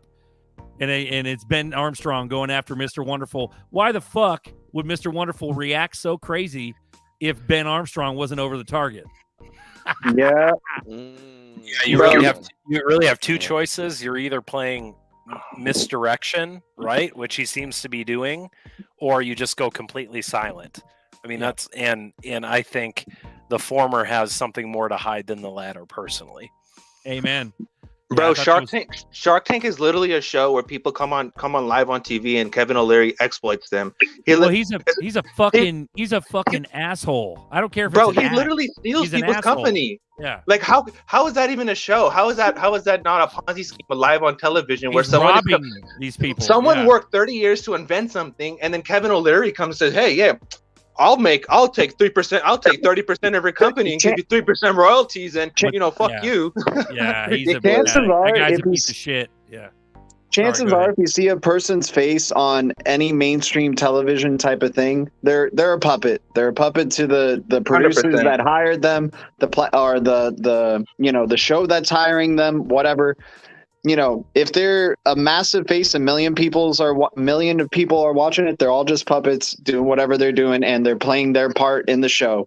I'm sure Sam himself is a puppet, and the powers to be told him, "Hey man, it's time for you to step down. We have to move forward with the plan that we have," right? And he's like, "Okay, cool. I'm going to go do my part of the plan now." It's one really massive show, like, of how they're trying to adjust this to all move forward to a digital transformation. And once again, proving that Ripple was right, working with regulators from the very beginning. The whole space is starting to mature now, where you're having them ask for regulation, which is hilarious. And yet they still don't want to back Ripple. And what's going on here, like, because they just have a matter of principles. They're like, "No, but I love BTC and Ethereum. I can't just like say, come on, SEC, just let Ripple pass." Right. And I think it boils down to a chosen one type of thing. I'm not saying I'm magical. Totally. We're fucking magical. No, you're just, for some weird etheric reason, we literally see these riddlers spout some crazy, super coincidental stuff, and we just choose to believe in it. And all it equates down to, and it's not that Jim D's not wrong, it's like the Apex thing. He just, fuck it, I blocked them all, because you just don't want to deal with it. Jim D goes, the Riddlers are just playing ambiguity to act like they have privileged insight. Well, that's true for like someone like Baba, but at the end of the day, Mr. Poole, there are so many proofs. It's just like QAnon. It's like the Q thing, same thing. So look, many proofs. Oh, dude, and I mean, like, there's movies that you like. For example, all the movies that played before 2001 and 9/11, right? All the movies that were foreshadowing in hints in movies about 9/11 happening, and then hell, we even talked about Westworld foreshadowing everything that would happen in 2020, and that was going down. There's like the third season reveals everything, the whole playbook, and it came out before 2020, and so. This is what I think some of the Riddlers are. They're like a form of entertainment that is showing you these like kind of images, and they're really random at times. And then all of a sudden it lines up later in the future. And you go, oh, okay, maybe they knew something. But, you either believe you get it in or mainstream you don't. television too. That's it. Yeah. You either believe it or you don't. That's it. There's nothing more to it. The same outlet, like I would say the only difference between a believer, a Riddler believer, and a non-believer, the only difference is it's not XRP, because we're all holding XRP because we're so psyched and we see all the writing on the wall. I believe the only difference is what Apex brought up earlier is when you're going to fucking sell. Yeah. So how long are you going to fucking hold past the $100, the $1,000? Yeah. All the way to the 10K end game and then some. You better have a plan. Yeah. Better have a plan now. Or know right what now. you hold to such a degree that you'll never touch a certain Exactly. percentage of your bag. You put It your goes bag back- aside. Yeah. It goes back to Apex's blue coin whole thing. That's what it is, right? If you never even listened to any Riddler and you just went basis of what the coin does, the utility, the use case, all the partnerships, whatever, it's obvious. And You don't that's even pretty have to look bullish. at- Once you do the research on it, that fucking Yeah, you don't even have to look at that any should make Riddler. you hold on to your bag for a little bit at least. You know what I mean? Like, Exactly. It's just what the company does and what the Can you imagine technology if does itself. Could you imagine if you wholeheartedly believe in the conspiracy, the tinfoil hat, fucking Mr. Pool shit? If you wholeheartedly Yeah. believe, you know how much of your bag you're not going to touch? Probably a bigger chunk than the other guy. You know what I mean? And let's not get it twisted. The whole open coin message was all over the internet way before any Mr. Pool or any BG or anybody. And I remember seeing that when I was young. So this XRP stuff was meant to happen Long Apex, time ago. I wanted to ask Apex, what do you think? Do you think Ripple is the biggest crypto company that's out there? Like, especially after this FTX fiasco, that it just legitimizes Ripple as like the clear leader that's possibly closest to mainstream adoption? 100%. 100%. I guess. Or do you think there's- Binance or something? I mean, No yeah, way. Binance is pretty big too. I mean, up there. They're instruments in the industry, and it's gonna be like an. Sorry, I don't mean to interrupt, and I apologize. But it's a blockchain infrastructure company. They're gonna work with Binance. They want to work with everybody, and they're being fought by, well, the powers that be. Sorry, that's my point. That's a great question, G. I don't know. I mean, Binance is up there. Binance has a war chest, not like XRP. But they've got a war chest of their BNB coin, similar in terms of like they don't necessarily need to exclusively rely on the liquidity of other coins because of their BNB coin. I'm not really sure how it compares, but I think you would be hard-pressed to find another organization or blockchain that has as much regulatory influence and presence globally as Ripple. Binance is maybe up there just because of the number of jurisdictions that they're running their exchanges in. Ripple I would put Ripple in the top 5 for sure.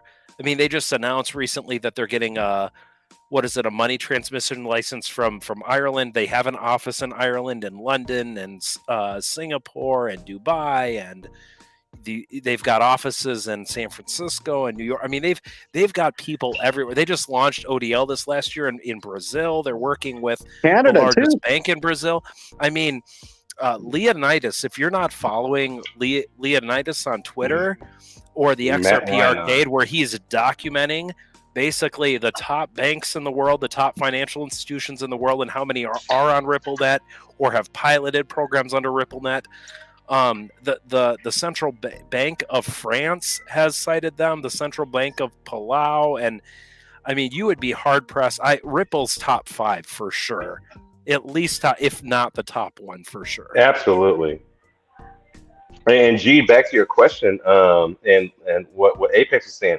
I thought that Binance had a war chest of a couple $2 billion cash on hand. I could be totally wrong, but if Coinbase has 1 billion, I'm sorry, if Ripple has 1 billion on hand, and Coinbase has, let's call it a couple million Bitcoin tokens on hand, then I thought BNB had more than them.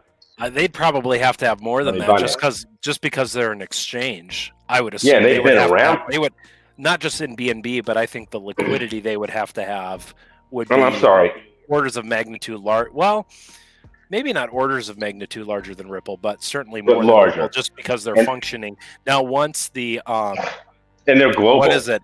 Once the it's new, it's not up for vote yet. But what is it? The XLS40 amendment for the automated market makers, right? That's a new amendment on the XRP ledger that's being tested, or maybe not being tested yet, but will come up for a vote. Once that goes live, I could see Ripple deploying a lot more of their monthly escrow XRP in their decentral, because that's what's really gonna what's the word? Drive amplify adoption. The DeFi use case of XRP on the XRP ledger once if the automated market maker goes live on the XRP ledger. Again, we could still be about a year and a half out from that even being implemented.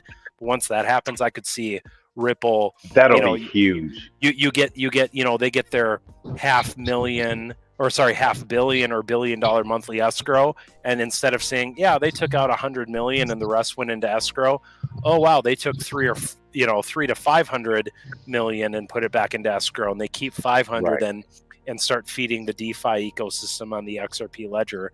I could see that happening for sure in the next that would drive up price too. So you're talking about going from the chart analyst saying, "Oh, we're going to go to probably $13 or $20." If you haven't seen David Schwartz's series of videos at the Apex Developer Summit on the automated market maker, again, David Schwartz is a pretty calm guy. I mean, he doesn't get excited often, but you can tell, and he even said, I am so excited about what this means.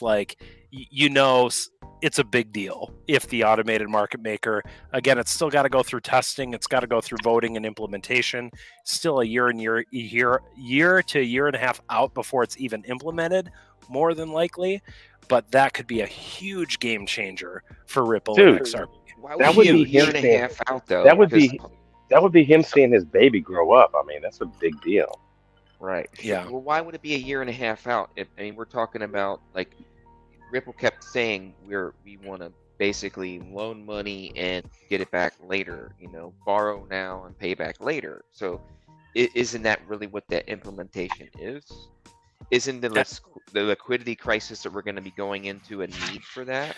I mean, but why would it be a year and a half out? If we're getting ready to go into a liquidity crisis, XRP is going to have probably most liquidity because of the pairs that we don't have with USD Tether if they collapsed, or another, bunch of pairs that could be collapsing. I think that's Alan. I think it's a matter of going to have the most liquidity at the right moment, and with XRP having this clarity, they also, I do believe, I think this is a prediction of mine, but I do believe they're going to have the option of allowing other tokens that aren't going to make it without clarity, that had an ICO, come under maybe a hook or something and work under them and still be in regulatory clarity, so to speak, and be able to utilize the tech and not go to waste like some of these other companies that have gone insolvent now because of too much leveraging and things of that nature. They could provide that liquidity at the moment that it's needed, and they could pay it back later, so to speak. But Alan, here's the problem: those coins or those tokens can't breathe without the XRP ledger. And if you're going to use the XRPL and use the token as a bridge, then we're still in the right space. Yeah, no, That's my thought. Exactly. Sorry, go ahead, please. I was going to say that. Go ahead, Alan. Sorry. Just a way, another type of bridge for assets that may not be able to make it. You know what I'm saying? I got a theory. Yeah. I got Go a ahead, theory. go ahead. All right. Go. So it's nothing against you guys at all or any of that. The liquidity, when it comes to in terms of liquidity, the way I think about this is that it's already there. The banks have it all. The governments have it all. That's what XRP is designed to run on. They use cross-border payments as a fucking patsy. That's what it is. The second thing that I believe is that the way, not necessarily you guys are talking, but a lot of people talk about the XRP ledger. They talk about how it's going to be used by normal folk. Tokens here, swapping here. No, the fuck XRP is designed to be the fucking underground buried plumbing of all of this.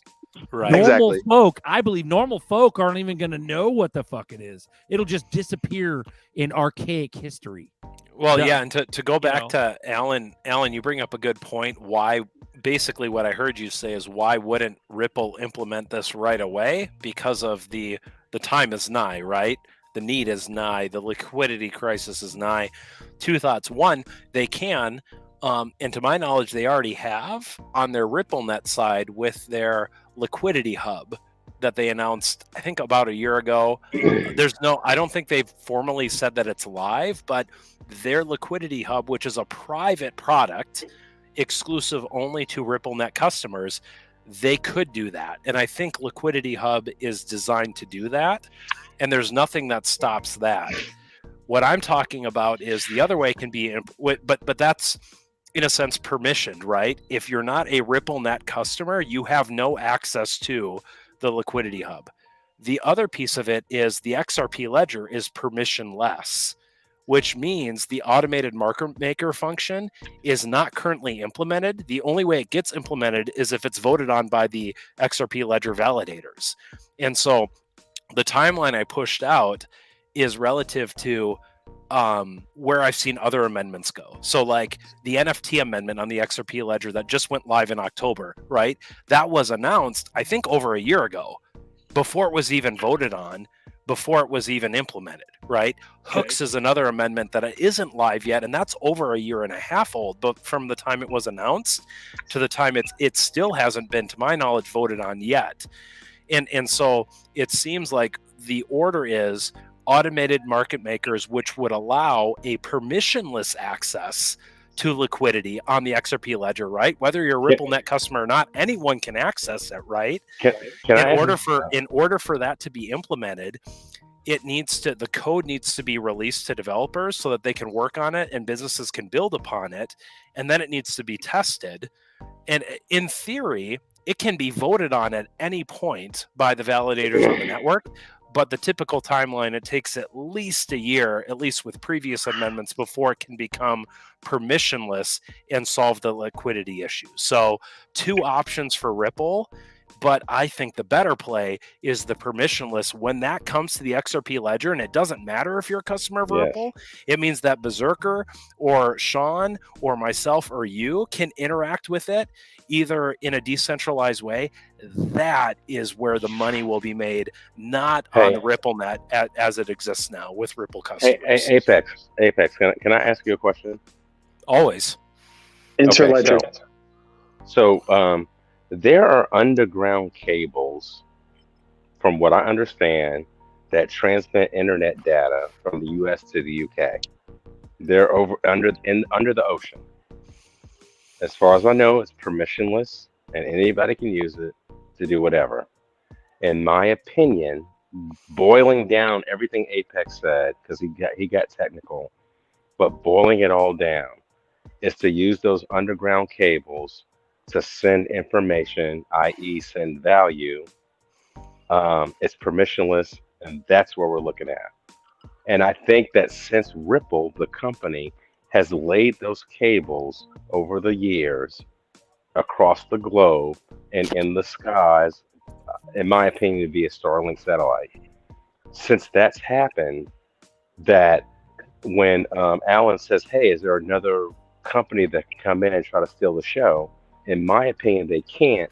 They have to use the rails that have already been laid, because they didn't put in the time and the money for the infrastructure. And I think that's why we're all in a very, very good space. Whether it takes 6 months or a year, I literally don't care, as long as it happens. Sorry, I'm done. From my understanding, that the Singapore, the on-demand liquidity corridors were live. I believe the Singapore was one of the first ones to live it, and it was SBI who promoted it, if I'm not wrong. Yeah, SBI was giving their wealthiest clients access to for that, like back in the summer. Is that what you're talking about? No, just recently, just a few months ago, they're announcing how the on-demand liquidity corridors, they went live. They're live right now. Go ahead, G. G knows about this. Well, another thing with infrastructure too, remember, they're not only trying to make it interoperable for all bank ledgers to like interact with each other through the Ripple net. They have the Interledger protocol, which was created originally in-house at Ripple, and then they realized, whoa, this is something that's possibly even bigger than Ripple and needs to be something that is open source and a nonprofit foundation. And so they created Interledger protocol, and if you guys probably know about it. It's working with all the, the W3C, the World Wide Web Consortium, which involves Apple and all the big tech. And big tech themselves are becoming banks in their own ways. And, PayPal and Venmo and the payment providers and stuff like that.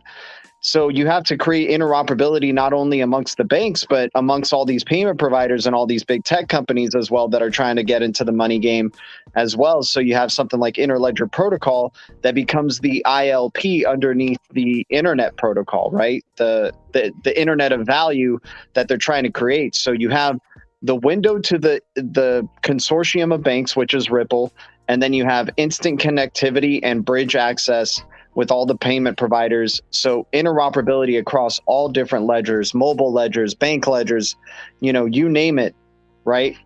And recently, and I remember Apex saying he was kind of out of the loop for a bit before, coming back in November 6th or post then or whatnot. But ILP had their ILP summit recently, and they announced this thing called Project DASI.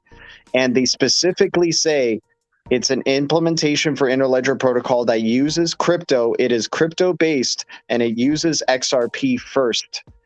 Then in the future, BTC and Ethereum, right? And I would check that out because the former CTO of Ripple is the one who's releasing this Project DASI project for Interledger protocol. So it really changes a lot of the... Like, first off, hearing XRP first, then BTC and ETH, he definitely knows what the end game is for XRP, obviously having worked for Ripple, but just showing that XRP is just native for what, like, at the center of, a lot of people don't want to believe that Ripple really means they want XRP to succeed. A lot of people are, and same thing with Interledger. It's like, no, they know it's the best digital asset for payments, and it's really good for micropayments. So that's a whole other part of the infrastructure level that is outside of Ripple. This is an independent thing. Interledger protocol, it has connections to Ripple, but it's not like a Ripple product. This is another thing that uses XRP first, mind you, and is connected with the Apples, the Googles, all the payment providers, right? So there's more use cases for XRP outside of Ripple themselves, but of course, how do you get all the money? You need Ripple, you need Interledger, you need all these things working together. 100%, because right now people spend money and they don't know that it's on Swift. It'll be the same thing. People will still spend money. People still money how they spend money today, but they won't know that it's on Ripple net, it's on XRP Ledger. They have no clue. The most liquidity still for people, and what they're most used to still, is fiat, and it's most likely going to still be the way once it becomes central bank digital currencies. Once it's central bank digital currencies, I don't know what it's going to be. Maybe fiat becomes fixed or pegged to a certain form of value. We don't know, but people already have familiarity with fiat. They don't need to learn this whole new currency system and have to learn how to work with Doge and Bitcoin and all this stuff. They'll just be like, whoa, I'm having a better payment experience. All of a sudden, my bank is providing, all of a sudden, my Bank of America is providing me with great rewards. Whoa, okay, great. Yeah. Whoa, all of a sudden, is wonderful. All of a sudden, I take a picture of my check and it cashed right away. That was so cool. It only took a few seconds. How amazing. Right. They'll have no clue. Download your new digital wallet. We're transferring over. You have 30 days to transfer over to your digital wallet, and that's it. It's going to be just that simple. It's not going to be nothing difficult. They're not. I mean, the tech isn't that hard to just transfer over. You're already using your phone. You're already doing all these things. It's just going to be an easy switch. Like I think PayPal and Venmo and all these other things already have crypto on them as like that you could use if you want to. But hey, you're already good. You already know how to use digital currency with the US dollar, and you know it's going to be a seamless like we're going to still be in this little niche bubble that we're in going, guys, they don't even know that they're using XRP and that we're rich as hell right now from it. They have no clue. Exactly. And another thing on that point is that I think when because we all know there's going to be some kind of blackout or something that's going to happen, and I believe that transition and when we switch over is going to be the end of HTTPS in the transition to the IPSFF, and that's the Web3. It's the whole new protocol where everything's going to be secure based off of that, and then payments and everything will just be another thing. Just like you log into your Google, you log into your YouTube right now, it'll just be the same thing, but you just log in with your Zone wallet, and you won't even know that you're on a encrypted freaking browser. Hey, Mama always said XRP Ledger is like a box of siloed chocolates, but now I know what I'm going to get. Let's watch this little video of Robin Williams talking about liquidity back in the day. Here we go. I talked to them about being like a group of junkies who relapsed. Going, listen, man, I just need some liquidity. You know what I'm saying? I just ran into you know, we just had complex formulas. We just didn't. No, it's funny because it's true. That's what makes it so much funnier. Yeah, no, seriously. No, I would not screw you again. I would not screw you again, yeah. No, seriously. Just help me out. Just give me a little bit. Yeah. Just give me a couple of drops. Yeah, just give me a few drops. I need that ripple. They're going to print out a new $20 bill. The new guy, new $20 bill will be, you know, instead of in God we trust, they trust me. And it'll be the little man from Monopoly going like this. There we go. Yeah. Shout out to Hans Loaded threw me that one. Shout out Hans Loaded. We love you, bro. Sadly, he's not wrong. Yeah. Hey, Blubber was one hell of a movie. I love Blubber. A lot of people, man. A lot of people they're shaking up about Robin Williams. Oh, you know. What? Sorry, go ahead. Oh, Flubber, by the way, it kind of is a little bit of exemplary of what this new technology or this new innovation that is malleable. It's flexible. It can change and shift into anything, huh? An interoperable type of technology. I love it. Hey, that's true. Hey, that's true, bro. leave it to G to connect Flubber to Zerps. Metaphor. Yep, you got it. I love it. I love it. Love it. All right. So, guys, we're going on 3 hours, 7 minutes. Go ahead, say your goodbyes. We'll ride this baby out soon here. What do you guys Much love, y'all. Happy Thanksgiving, brothers. Happy Thanksgiving, y'all. Happy Thanksgiving, everyone. Safe travels and blessings with your loved ones. Yeah, just pop in. Let's see if we get some Black Friday deals in crypto. Let's get some Black Friday Oh, we deals. buying. Yeah. Oh, we're gonna buy. Get that Cyber TV. Monday. No, you gotta get a bag, bro. Fuck Black Friday. Get a bag. Hodl. Fuck turkeys and a bed. Say it, EC. Tell them. Yeah, fuck the Walk us turkeys. out, Fuck EC. the blacks. Fuck the turkeys. Black Friday. Fuck that. Just get Zerps. Exactly. You heard it from the mouth of babes. You heard it from the mouth of babes. There's love a you Black guys. Friday deal. There's a Black Friday deal on Zerps starting tomorrow. All right, guys, we're gonna Love write you this guys. out. This is a message from 45. Let's go. Here we go, guys. We love you. Peace out. On behalf of Melania, myself, and the entire Trump family, I want to wish everyone a wonderful Thanksgiving. From the very beginning of our nation, Americans have come together to remember our blessings and give thanks to God. This Thanksgiving, we remember more than 200,000 brave Americans who are currently serving overseas. We thank God for every patriot who serves our nation in uniform. We also pause to pray for all of those who have suffered loss this year, especially survivors and families of the innocent Americans who were victims of the horrific and hateful acts of violence. And we pray for everyone affected by catastrophic storms and devastating wildfires that have ravaged communities in California. Every American heart is with those impacted by these terrible tragedies. We thank every firefighter, first responder, and law enforcement officer who raced into danger to save so many lives. These are brave people. These are great people. These are special people. Our spirits are lifted as we witness Americans across the country rescue those who are in danger, support those who are in need, and come together to rebuild homes and restore hope. This Thanksgiving, we express our profound gratitude to the family and friends who enrich our lives, to the neighbors who strengthen our communities, and to our fellow citizens who make this glorious nation into a beautiful home.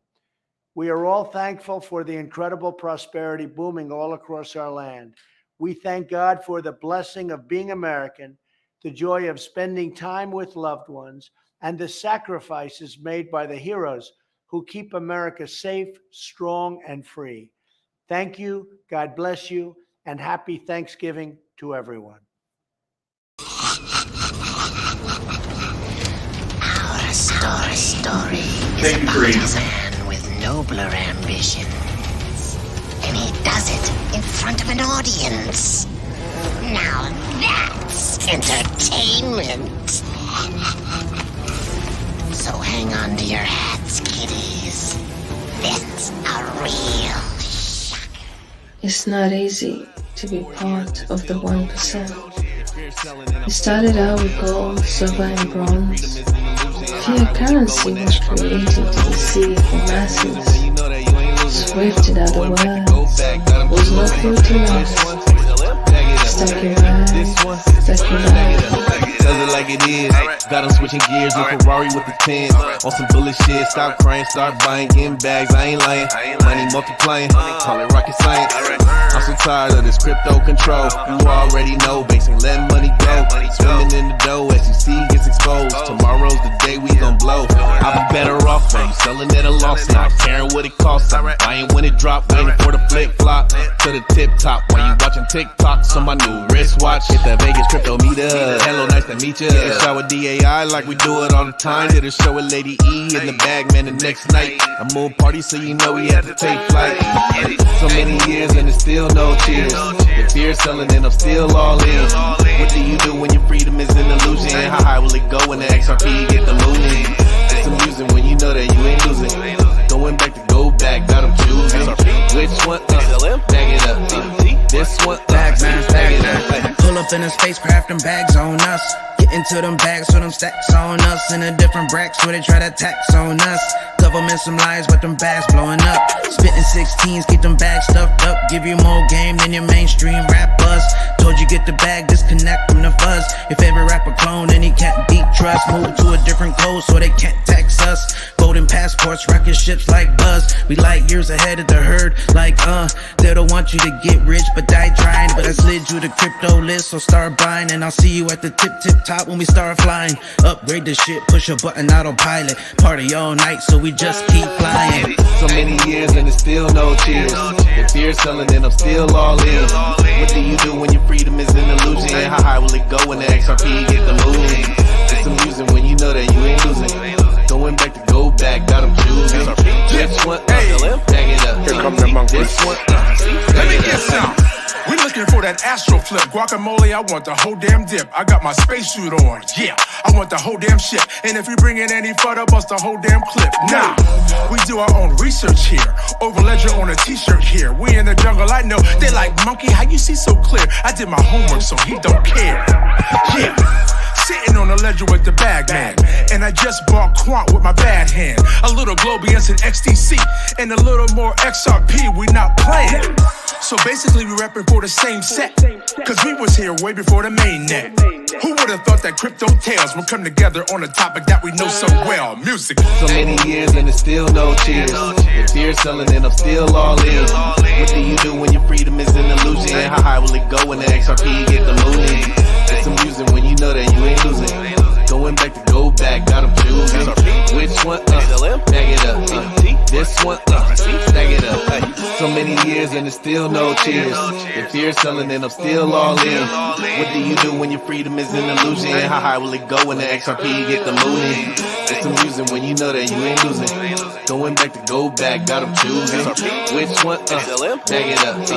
This one? Stack it up. Always remember. I don't give a fuck about what you do with your money.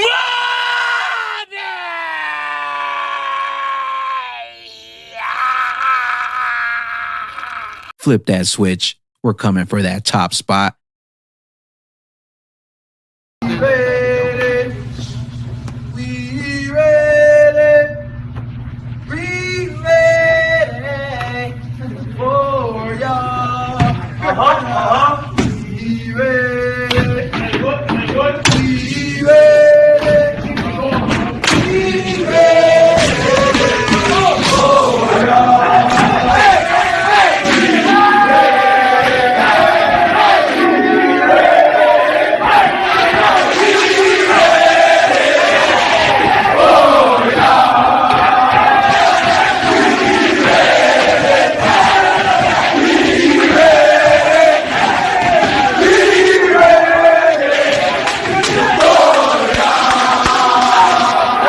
A constitutional republic, not a democracy. The ideal of a democracy is universal equality. The ideal of a constitutional republic is individual liberty. A democracy always degenerates into dictatorship, which promises government-guaranteed equality and security, but it delivers nothing but poverty and serfdom for the people it robs and rules. America was founded as a constitutional republic to safeguard the liberties of the people against the tyranny of democracy or of one-man dictatorship. In this century, great strides have been made toward the goal of subverting our republic into a democracy. The foremost tactic of the subverters is subversion of language. By calling America a democracy until people thoughtlessly accept and use the term, the totalitarians have obscured the real meaning of our principles of government.